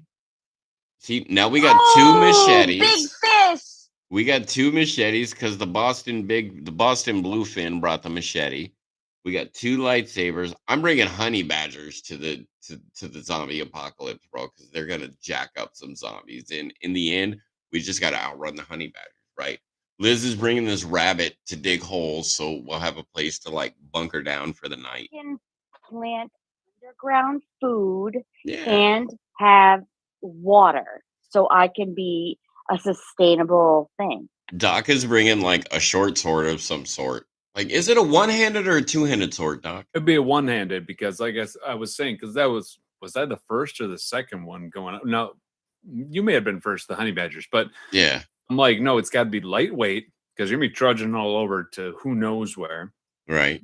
Got to be sharp, and it needs to be easy to wield. Yeah. If it's like a long sword, even if it's made of some, adamantium or something, even if it's made of something light. I want to be made of adamantium. Okay. My wang is made out of adamantium. So that was my thing. Is you don't want to have something you have to like swing, large space because you need close quarters too. So that's why I was saying the sword. Yeah. Oh. So we got machete. We got a circle of treadmills where the zombies just come to attack you and they like run in circles because the treadmill gets them and it's entertaining as fuck. Who had the revolver? Oh, that was Big Sideways. That was your buddy. Yeah. That was Big Sideways. Had the revolver. Your cousin. Yeah. Big Sideways, the rapper from Tucson. Yeah. Figure it'd be hard to find ammo, but not really because most people are going to have 9mm and stuff like that. Yeah. So he's gonna have a beefy revolver. It's like, look, he can go shop to shop and snack all that stuff. And Dave that lives up in Concho is bringing the fucking Mach 5 from Speed Racer, bro. Heck yeah. He's going Racer X with it, dude. He's gonna straight up bring the with Chim Chim in the fucking trunk and everything, dude. He's got a trunk monkey. Oh no. Yeah, and when they were on, nobody could remember Chim Chim, but nobody paid attention to the chat. Right, The right. chat is like, you should join. Then we don't got to deal with the chat. Yeah. So, okay, what other items do you have, Seven, as to kind of showcase as a collector to us? What other items you got out there in your bag of tricks, like Felix the cat and shit? What's up? Who sat up on the wall? Oh, the That drawings and Catwoman? shit that he does? Yeah. Yeah, we'll Is that get to that in a Catwoman? second. No, I don't think so. We'll get to that in a second. But he's brought out some items that he's going to showcase with us. Dude, is that one of your new items in? Mhm. It's the DC Batman multiverse. Oh my Oh god. my god. Bro, that's like all Batman right here in his cape and cowl, and there's like Can you tell who made it? a crosshead. So of course, dude, that's a Todd McFarlane. What's up? Dude, that is so dope, dude. Like, where did you get that? How long did that take This one for was you an to get? exclusive. This was like a New York exclusive. Okay. So like kind of like how the Pops have their New York Comic Con exclusive. That was like a New York event exclusive. Yeah, yeah. How long did that So, take for like- you to get? Well, what's funny is that year they didn't do the con. So in 2021, nothing happened. So they ended up sending them all to Target. So I Oh. probably would have never gotten that if Target didn't get them, because they would have been ridiculous. Huh. Boom Shaka Zulu. Boom Shaka Zulu, indeed. Sorry, I need to unmute my mic. Did you know how those things ended up coming to Target when you bought it at Target? Like, did you know this was something that was supposed to happen, but Do you didn't? get the heads up? Do you got that? Because then you go there, you buy them all. Are you secretly in the know? They were $50 a piece. But if Minus it's going to the be shipping. worth more, man, because if those Yeah, are yeah. exclusives that never made it to the con floor, Yeah. that's Yeah. Yeah, that's big. Dude, like $50 is $50. That's like little boy blue because he needed the money, yo. Like $50 Yeah, ain't yeah. shit for some collectible art that's gonna go up higher and higher. Yeah. right. There's even another version of it that like Todd signed a little card inside, Nice. but I didn't buy that version. That one was way more. How much more? 150. I think Two. that's what it was. I think it was Yeah. 150. I think 150 or 2, because it is still a toy. Dude, You know what Yeah. I mean? So Have they you- can give the premium, sure, but it's like, yeah, But it was signed? $500 for it, you know? Yeah, they got to cap it at some point. Liz asked if it was signed. This one, no. No, the other one that cost more money. The other one. Oh, the other one had a card inside that. Yeah, he went through and signed them, and then they packaged it up inside. So the card is signed, yeah. I mean, Yeah, all but that of would them be were. like certificate of authenticity. Like that's Right, and signed by the Mhm. artist. You know what I mean? So Yeah. So yeah, that's legit. I'm not saying it's not. I'm saying Fuck that yeah, bro. is more than worth $150, Hmm. especially for somebody who's a real collector, like you seem to be, Mhm. and Yeah, like Tone yeah. is with Deadpool. I got Have a you Deadpool bought- thing I'd like to show you. Oh my god, Can I what show do you you got? something, Deadpool? Because I have a question for you. Yeah, Yes. bring it. Of course you can, bro. Deadpool's a love story. Damn it, Amazon. I'm waiting on my mic boom arm. It's Hmm. supposed to come today, and I'm like, I don't like having to, because this right Your here, the mic sounds microphone, pretty good. It picks up everything. Well, no, it picks no, up just it- your voice great, bro. it is good, but it's Oh, Oh my god. that's right. You got the fucking Deadpool God. Build-A-Bear that year that they came out, dude. And I so barely missed the jump on that one by like a week, dude, because when I went to the Build-A-Bear at Arrowhead Mall, they so didn't have it. I was so pissed off, Yeah. dude. I was about to start throwing shit because I couldn't get my Build-A-Bear Deadpool. Like, I was so They- pissed off. Shut bro. up. They He had said the- Doctor Who Build-A-Bear. They had Mhm. the 13th and they had 10th. They have the 10th. And I'm just like, Oh oh my my God. God, I want it so bad. But they were like almost $100. Dude, I don't give a Oh my fuck. You know I'd have God. bought me the Deadpool Build-A-Bear. Like, I remember Bro. the day they came out, this dude posted on Facebook, like, I got my Deadpool Build-A-Bear. I'm like, You know? Deadpool build a bear. Yeah. The I only so wanted thing that I was one, dude. That was determined to spend legit. money on was and I did get it at eBay. Thank you very much. Is the 13th Doctor's Barbie, because it's the first female Doctor. Mm-hmm. And so Jodie Whittaker, and she did it. They did a Barbie of it, and I'm like, oh my god, I'm buying a Barbie. So now I can say I own a Barbie.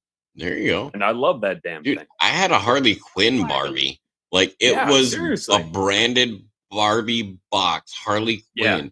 You know who They I do gave them. it to? I gave it to Cage, bro. I can see that.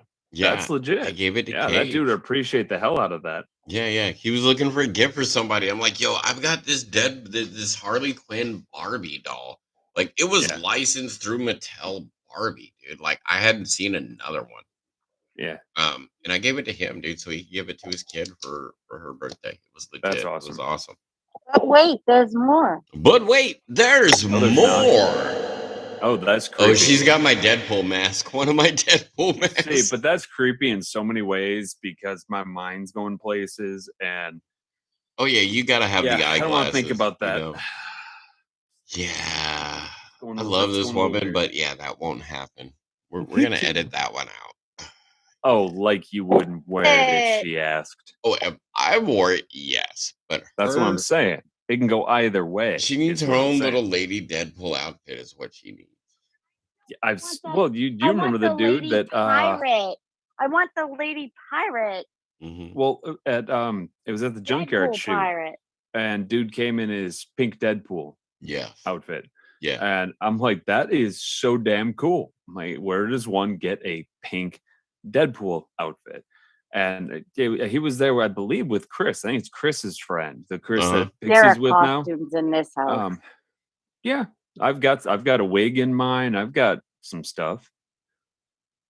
I don't generally wear it anymore, but the wig I never wore. That was actually she who shall not be named. That was hers, but she gave it to me because I said, man, I want a wig. Female Voldemort.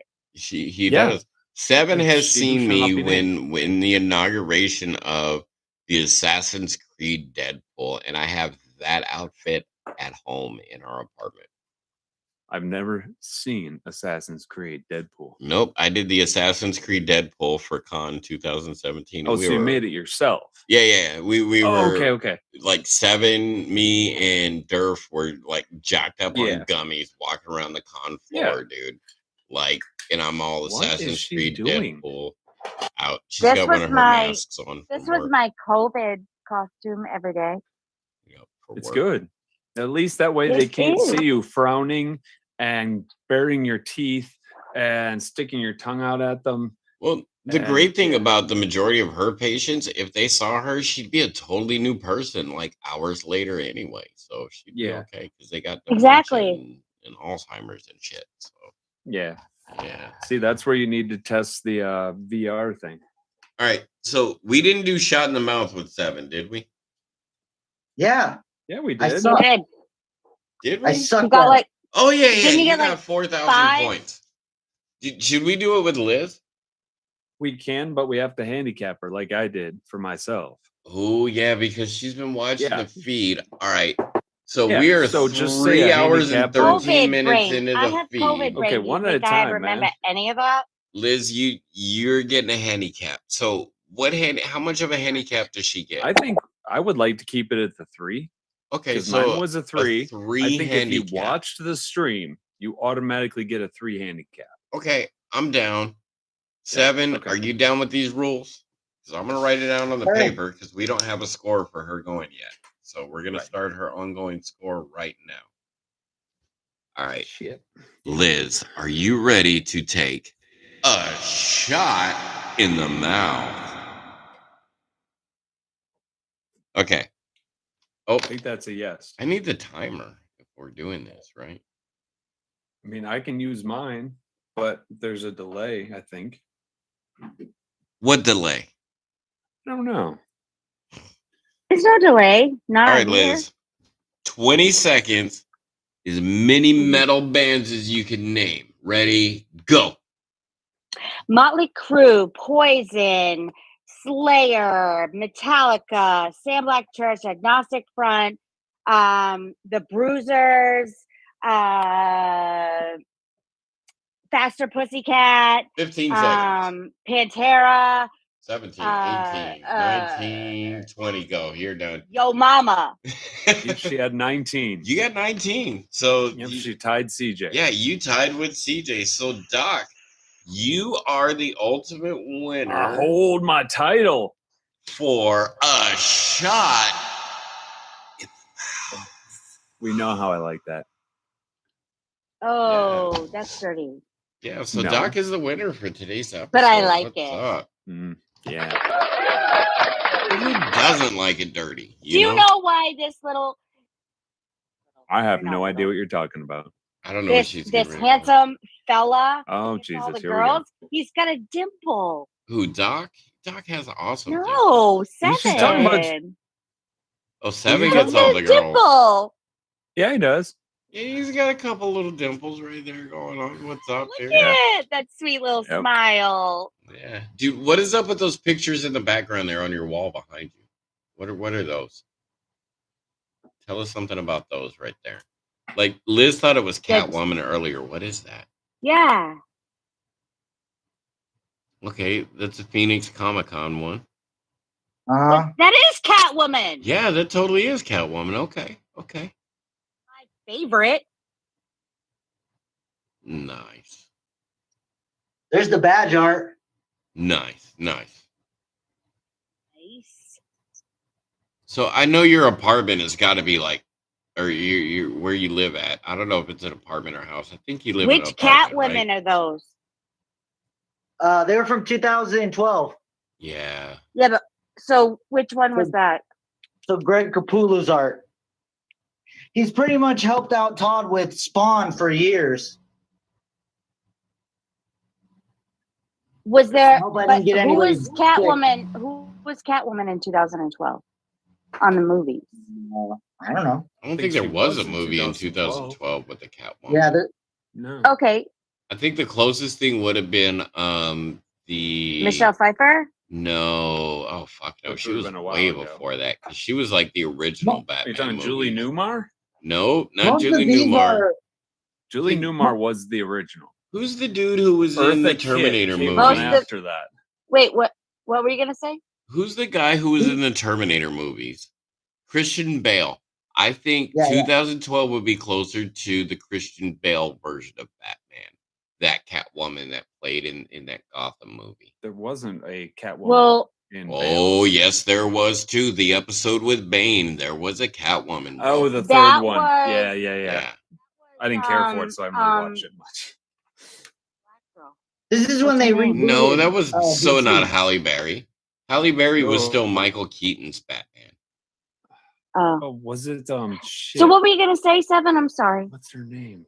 They rebooted the DC back then. Yeah. So New 52 had just came out, and they were trying to pump that. Greg Capullo was the artist. That's what all these are. Oh, He okay. used to be the artist for Spawn for years and years and years, and then he switched over to DC. He's gonna be doing some new Image stuff though. Creech is supposed to come out. Did he do anything on Hellboy?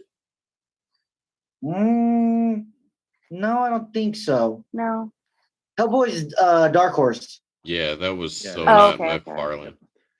Different label. Like Pixie follows Dark Horse comics a lot. I've got Dark Horse comics. Yeah.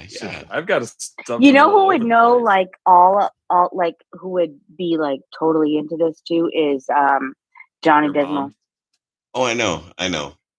I was half tempted to hit him up earlier, but I hit up Dave Becker first instead Yeah. of Johnny. But I'd love My to get mom Johnny on the doesn't show like again. comics, but my dad did. I don't think either of my parents could have cared less, but much liked less RT. likely my dad, because my dad didn't even listen to music while I was growing up. All right. And as such, my mom didn't listen to a whole lot. So my music stuff came way after that. But yeah, not my parents. They wouldn't have done comics. 7, the one obtainable comic that, like, I mean, nothing in life is obtainable, right? But what is that one collectible that okay. you strive You just said for? nothing in Attainable? life is obtainable. That means I Nothing can in never life obtain is anything. unobtainable. There we go. Okay. Okay, let me correct it. Nothing in life is unobtainable. It's all about your resources and what you can do to get it, right? So what is the one unobtainable thing that you would shoot for in life to get that is a Spawn Todd McFarlane collectible for you? What would be that one item? If it's one thing, there was an old I think it's Mecca is the company. Okay. They're like a Chinese company, and they did like a. Not the same company that makes the toys, or is that what you're getting at? It's like this tall, dude. A Spawn figure. Oh It's wow! Yeah, they're the ones who did the Barbie one that tall. That'll be NECA, I think. I think they're NECA. They're like Something they're like kind of not Lego, but they're kind of these figure-y things that are like, yeah. So kind of like the Japanese imports of like the Gen 1 Transformers. How like kinda, like those Gen 1 collectors are like all about those Gen 1 Japan. I mean, I've got my Gen imports. 1 Optimus Prime, so I know what that's like. Yeah, but the US version of them and the Japanese import version of them are different. two totally separate things when you're talking to a collector. I know, bro. Bro, you're talking to me and Transformers. I understand. Yeah. This. I've been to TransCon, and that's Transformer Con, by the way. Yeah, you and Rock have like the most insane Transformer collection, TransCon. Dude, you can go to the other TransCon. It's cool, dog. You know? Oh, I just wouldn't have a reason to go. It's okay, even if it's not on Tuesday, you know? Why's it got to be a Tuesday? Because that's the thing, dude. Tuesday is no gay Tuesday. But you All didn't say days that gay. begin You with said T. trans. Trans isn't gay. Ooh, but it's part of that. Dang. That's a Are whole we other going topic, dude. Because you're right, trans is not gay. I mean, I guess if it's But a I was trans speaking male, more. I was speaking then more from I the guess that aspect kinda might be. Are there any gay superheroes? Yeah. Miles North Morales Star. is bisexual. North Star. Miles and I Morales. know North Star because I know a skater in what was the men's derby league here in town who goes by North Star, and he's known by everybody as Gay Paul. And baby, and North Deadpool Star came out as being gay. Deadpool is straight up non-binary. Yeah, that's true. Yeah. Because it doesn't matter. So Just I mean, he's not just gay. because he likes to take it in the ass from his girlfriend doesn't mean he's non-binary. No. If you read the comics, not the movies, you will see that Deadpool will fuck and get fucked by anything that moves. But his real love is Lady Death. That is Deadpool's one true love. Him Lady and Thanos share an interest because Thanos is also obsessed with death. Yeah. Which is something they didn't hit on in the comics, even though the first line where he popped out, I can't remember the guy's name. His So do they have flaps? Are you talking about Weasel, Doc? No. I mean, like, no, do they have like talking... sacred underpants, like Mormons? Maybe they're not do, Mormons. So they can have. They're comics. So they can they're have not sex Mormons. through their suits. No, you've seen Deadpool. They take their outfit off. You know, unless that's what you're into. Yeah, but what about the metal guy? Who, Colossus? Oh my God, that's a whole other story.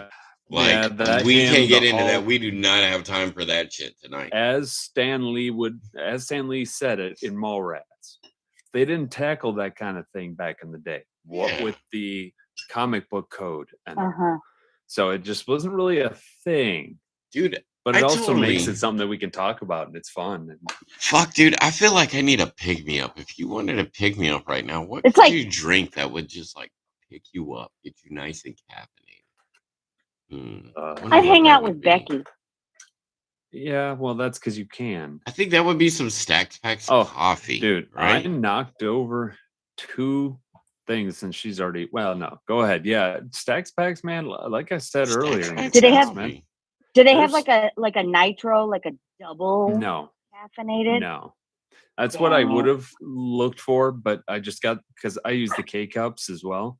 So they only had one option with the K-Cup. So I said, all right, cool, I'll try it. Only one? I feel like we're leaving our that guest here on the Or what? wayside here.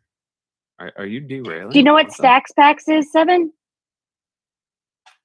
No. Stacks Packs Coffee is the one who sponsors our show. That's right, stackspacks.com. David Schneider, remember him from high school? Yeah. Okay, so he is the proprietor of Stacks Packs Coffee. He knows the dude. Oh shit. Yeah, Okay. dude. Like, okay, so Seven, he went to high school with us. He hung out with us at the farm, at the park, all the little get-togethers. He was there when I maced a midget one time. Like, did you ride the wheelchair too? I'm pretty sure he's ridden on Stacks' like, chair a time or two. But yo, like Stacks, like he's got this legit coffee company now.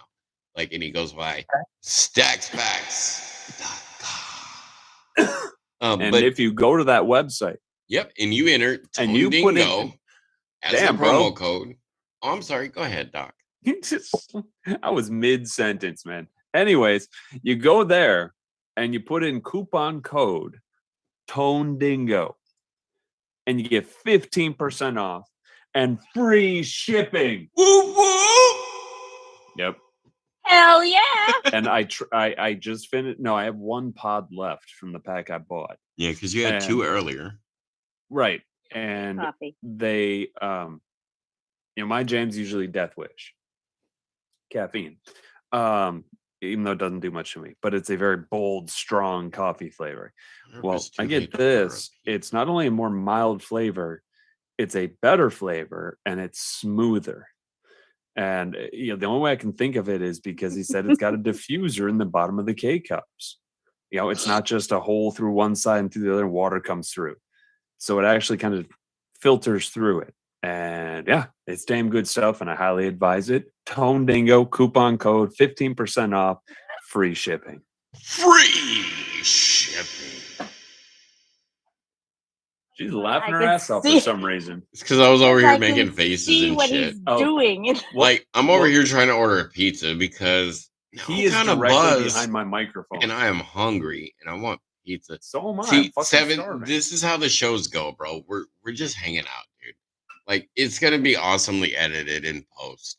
Like, that's the idea. Yeah. So if you guys have questions for Seven, like, now would probably be the time to ask him.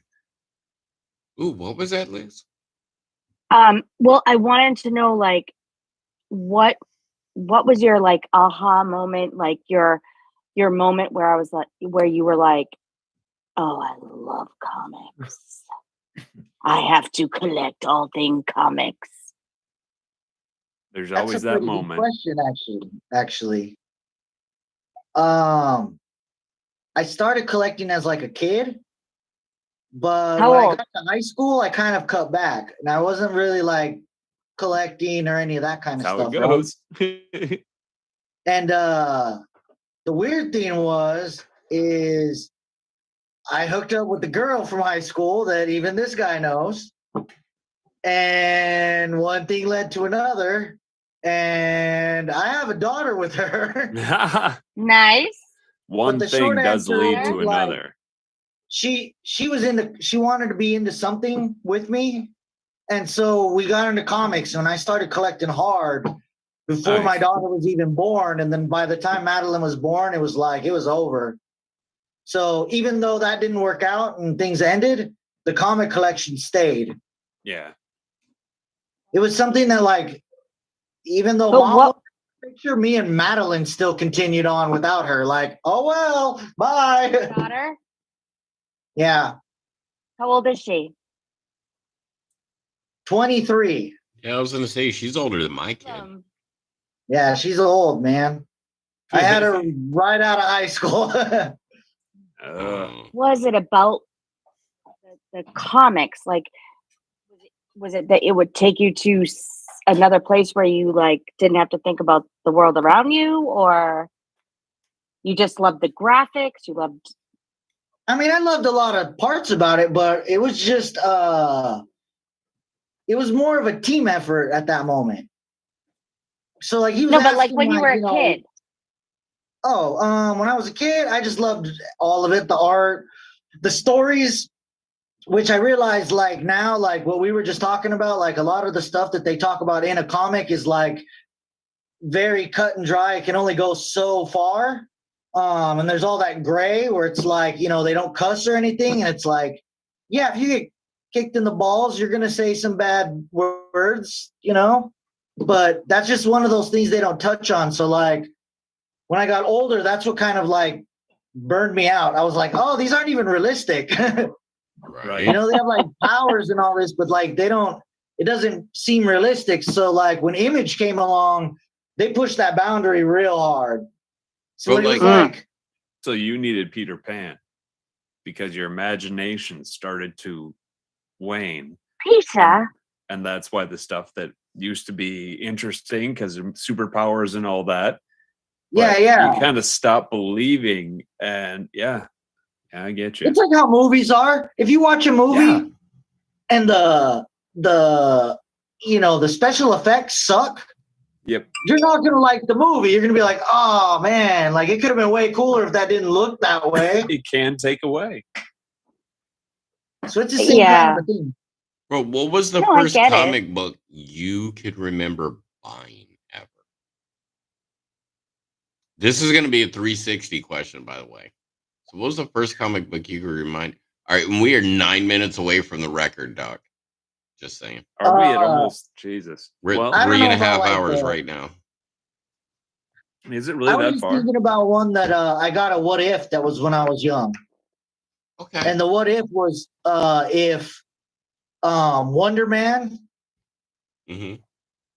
died, and it was like he died and him and Vision became one creature. Ooh. Interesting. First comic I remember really buying. Powerful, man. He was like super powerful. He could have kicked all their asses if he wanted to. Right, he just was like, later, and just left. It's like the Ultron at the end of the What If show that just finished. Oh, you know, where it's like, you're just not going to stop that, dude. You literally can't kill. So what's the point? I was a super Hanna-Barbera fan. See, the comic that I mean, I was a huge Hanna-Barbera fan. And when, like, the dude from Hanna-Barbera died, I was so upset as a kid. I remember being in, like, 6th grade watching that shit. He-Man. I got a couple of those. The first Todd made a couple of those figures. What Todd did? Yeah. Which ones? I don't know. I think I haven't even seen him in so long. I don't remember. It was a bunch of the cartoons, though. You did the guy with the guitar. Oh, wait. You're not talking Metalocalypse, are you? No. Okay. Hanna-Barbera. The dog with the guitar? Oh. It was like a horse. Hong Kong Phooey or something like that. Oh, Hong Kong Phooey. Yeah. Hong Kong Phooey. Number one super guy. Dude, my first comic that I ever bought was Ren and Stimpy, dude. And I was like in 7th grade. And me and Sickles. Really? I'm sorry, me and Squeeze It Henderson were at the Circle K on 43rd Avenue in Thomas, the one that I worked at for all them years. Oh, shit. But we were meeting up there, and we both would buy the Ren and Stimpy comics because that was when Circle K still sold comics. Every flipping week, dude, we would buy the same Ren and Stimpy comics. I don't even know where these comics are. But, like, it was put to the point where I could draw Ren and Stimpy based off the comic book drawing, dude. Like, and I can't draw to this day, but I could draw that Ren and Stimpy comic. I was a super Archie fan. Archie was the shit. I love Jughead more than Archie. Jughead was like that cool class clown. I'm gonna eat this big ass sandwich. Well, it's because they had Betty. Yeah, but like Archie was kind of like Scooby Doo of the 50s, you know. What do you think about that? Dude, that is ridiculous. You draw that? Dude, that's badass. Fuck yeah, dude. That is ridiculous. I still tried a little bit. I think Doc went to take a salad. Yeah, it's because he had all that coffee. Probably. Either that or he's under the table masturbating again. Ew. Well, you missed the conversation we had last night on the live stream between me, him, and Sally. Well, that's because I got a bad link. You were also in New Hampshire yesterday. But oh fuck shit, man. I'm trying to get Heath on us from back in the day to sit here and play like a walking bass line during every episode. Like not say a word, just play a walking bass line, bro. Like that would be legit. All right. I don't really know where else we go with this. We did Shot in the Mouth. We did the zombie apocalypse. What's next for you on a collector scale? Like what's next for you? Just keep doing it. It's really like not like a plan. Right. It's just keep like on keep keeping doing on. it. Is there like a collector, like, you know, group, like all these collectors get together and be like, I have this, that, and the next thing, like, and like I don't know, like usually known the convention. collectors. There's a collector convention. Just usually like conventions. You'll meet collectors at them, but there's not like just a collectors only type thing. Oh, no, the only reason I ask is because like in the art world, when you collect paintings, there's like people who get together who are collectors and they talk about and they trade and Yeah, like there's like auctions and stuff like that. yeah, I don't get like involved forums. with all of that though. No. So on a scale of 1 to 10, 1 being like, you know, kind of a collector, 10 being like you're a massive collector. It's your life. God, there we go. Probably like a 9. She just said it's your life. She said the line. Because I've been doing it a long time. Like I have a law. Dude, you probably haven't spent any Todd McFarlane memorabilia. Is like our boy Heath has fucking magic cards still to this day, you know? Yeah. There should be like a guest challenge. There should be a guest challenge. What should be the guest challenge? Like, so you bring in all the guests on Zoom that you've had over the last 12 months, and everybody has to have one thing that is an amazing collectible. So we could do a show and tell. A collector show and tell like a episode, show and tell. Right? Okay. All right. Yeah. Let's write it down. Let's do a collector show and tell episode. Voted on by the watchers. We have the people in listeners. YouTube vote on this shit. The watchers. Yeah, because we could have me, the Doc, watchers, 7 in the water. We could have Rock on because Rock has an insane Transformers collection. Nice. Mm-hmm. I'll bring my GoBots and my mask toys. I'll bring this. Johnny can bring his ugly dolls. Nice. I'll bring the dick. Oh, sure. Now he puts the pirate patch on. No, Not yesterday when I was trying to get him to do it with me. Dude, I just barely downloaded this shit and found the pirate patch. You know what a pirate's favorite letter is, right? Motherfucker. Who knows what a pirate's favorite letter is? R. The C. Yeah. See, everybody wants to say R. Yeah. But you know, it's the most obvious. Dude, how the hell are we going to celebrate National Pirate Talk Like a Pirate Day this year, bro? We do a podcast that day, and it's all in pirate.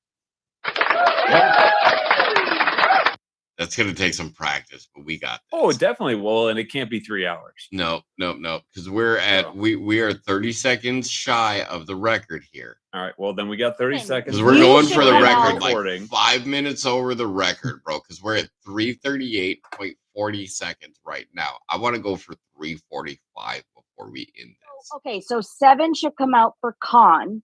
Because you got the table. Yeah. We got to. I told him earlier on the phone. We got a booth at Con, an artist booth. Yeah. Bro, like, I mean, we would totally, like, we could do a live stream of us at Con. We could put it on a screen, talk about collecting. That way we don't got to buy you a ticket and you don't got to buy a ticket out to Mass. I mean, I would love to get you out here at Mass with us and rip it the fuck up, bro. To the East Coast? No. I know some good skate parks over in Great Barrington, bro. that are great, Oh, hell legit yeah, I'm on my places way for you to now. rip it, dude. Yeah. I could film some insane shit with my camera of you ripping it up at the skate park, dude. That'd be My fun. brother's a skater. Yeah. Her brother's a skater, snowboarder, That's cool. skater. Oh, This is the her big brother's a fish. skater. Yeah. I've met some really cool skaters. I've met skaters before they were famous. I know a couple in Great Barrington that rip it too. Mm-hmm. 339. All I can say is, 6 more minutes. Tone, you're gonna have a t-shirt collection because I think you probably have over 150 t-shirts here, and you continue to purchase them. Well, They're all different. I also make we're gonna send you a t-shirt, Seven. Deadpool. Yeah, we're gonna send you an official ToneSperience t-shirt, brother. I mean, Cool.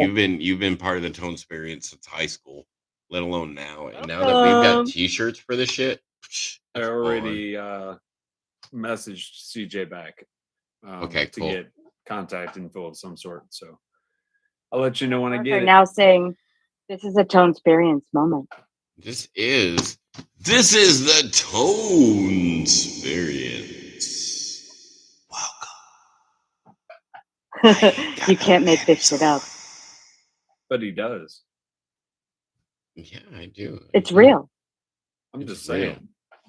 We got 5 more minutes. Oh, 4 more minutes, guys. Then we break the total. Do you have record. blue fingernails? Who, Doc? Not me. I don't They're have. purple. Mine are regular Purple. color. Okay. They were blue until yesterday. And I Go to swapped the it for salon for and the get them purple. done? Now, No, I do them. Doc also wore a wedding dress one time that caught on fire while he was wearing it. No, not while I was wearing it. Wait, what? I was trying to burn the dress to make it look cool for Halloween. And I mean, you know wedding dresses to some degree. That sounds like some old being school the shit that woman. we'd have done back in the day, huh, Seven? Like, dude, put this wedding dress Wearing a on. We're gonna wedding light it dress. on fire. We're gonna light Kyle. it on fire. Okay. Well, Stop what it. it is Self on fire once. well, the surface was burning greatly as I'm doing. I'm like, oh, this is beautiful. I've got it hanging from my the pergola things over my patio, the metal bars, and got to hang on that, and I'm burning it. It's cool.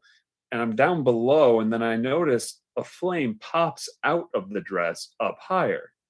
I'm like, oh shit, okay.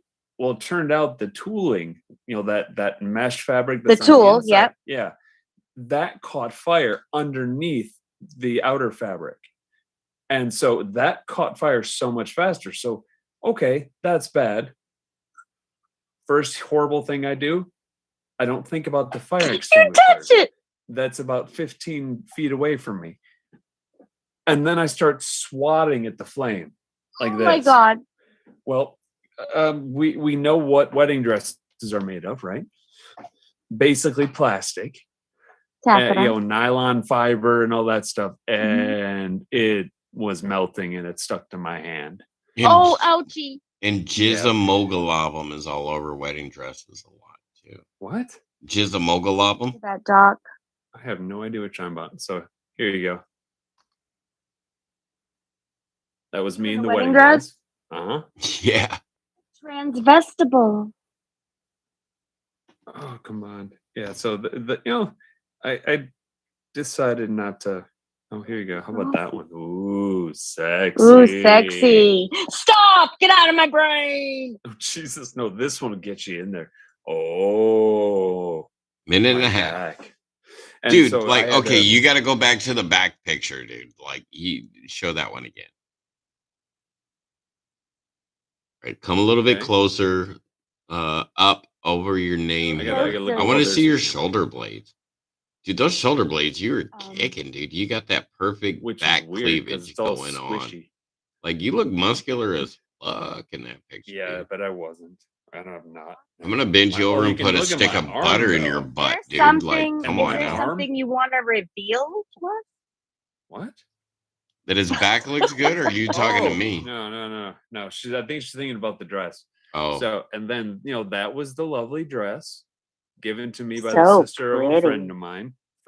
She Was this Halloween or? Yeah, this is Halloween, and then I had to create the This lacing was for the just back Saturday. because What my are you back talking was about too big. Halloween? And so, that I was gonna do like wiring light up underneath the outer fabric, but that became too much of an issue. So then I shredded the bottom, and then then the outside happened. And about that one. Sexy. Wow. Remember that one time? In Tucson? All right, you ready for this? I'm in Tucson. Are you ready for this? I'm waiting. Okay, bring it. We can't see. You have to lift your phone higher. Let me take you higher. Okay. Oh, that's is the in your burn, hand? right? That's the I burn like how from she's the focusing on the dress, thing in my hand, right? not Oh the my scorched God. fingers. So See them. and I still went to my party. I mean, come on, how could I not go to that Why do party? you think I tattooed this whole Look arm? at that. Look at that sexy beast. Dude, he was all like, So? "Witness me!" Right? So so it was I mean, that was at the burn Maricopa burn unit. Oh, Mary Mother like of God. the Monday after, because Ouchie. I was having a party, so I didn't want. So I can relate to lighting yourself on fire. Yeah. When I was 12, they had this nail polish remover that smelled like strawberries. And I thought if I lit it on fire, Oh no, the house would smell like strawberries. Oh, so my mom Jesus. wouldn't know that I was smoking pot. And so I accidentally tipped it over and it lit the couch and the curtains and me on fire, which is why I got tattooed on this arm because it's all burn scars. Yeah. I'm trying to figure out, am I Minnie Mouse or Aunt Jemima? Minnie Mouse. 3 hours, 46 minutes, and 37 seconds. So we're past it then. Yeah, we are past the 3:45 mark, dude. We just broke the record for our longest stream. Yeah, and it's like 6:45, and I need food, bro. I I need food for my like neighbor, hours ago. I'd be on fire and dead. I need food too, because seriously. I have a chicken taco pizza from Domino's along the way or some shit. I don't know. I never ordered it. So I found my earring it's not an earring, it's my piercing from my lip that I lost like a hot minute ago. my anal piercing is missing. It probably happened with the butter. The last tango in Paris, I'll never look at butter the same. I don't know. 7, what's next for you, brother? What is the next big con you're going to get your collection on? I'm going to Phoenix this year because it's not canceled. You're going to Fan Fusion? Yeah. Comic-Con. Nice. Stop using that lame name. Oh, Phoenix Con. Sorry. Yeah. We're going to go to the Boston Con. I told you the plans for that one. Oh my God, I got corrected when I said con at work. Yeah. Convention. I say And then Monster Con, even though that's not what they call it. It's just. And then Taylor corrected me too. Well, that's a whole nother story. Convention. Well, shit. Are we done with this stream tonight? Yeah, I think so. Doc? I got to check out. 7. Good Thanks, having you on. Good meeting you. Dude, wonderful having you. Like, you did bring some shit to the show, which is great. So thanks. Oh, for absolutely. Coming on, yo, so that was the point. Hang loose, bro. Hang loose.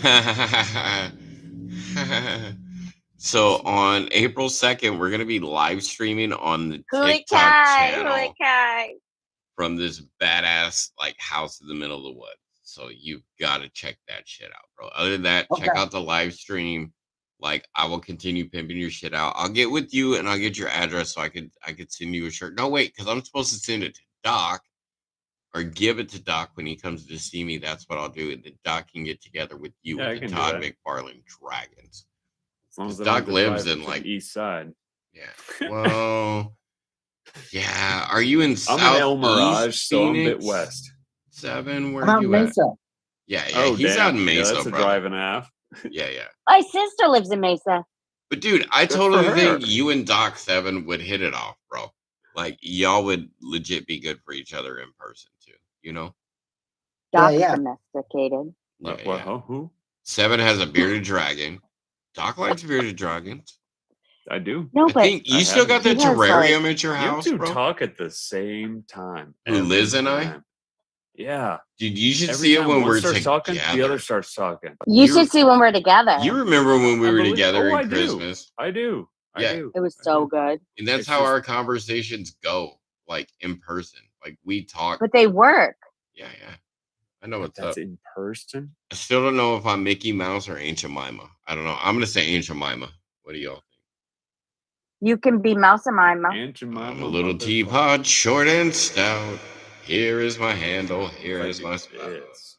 Oh shit, that's bright. When I get all steamed up, hear me shout. That's better, right? Tip me over, pour me out. Tip me over and eat me out.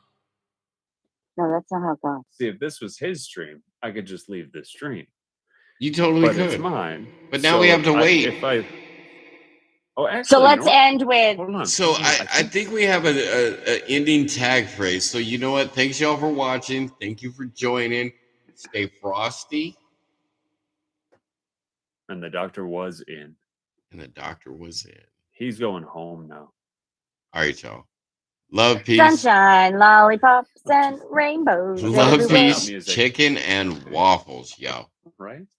All right, man. See All No, ya. wait, metal. What metal? What metal? Metal What? up. Metal up.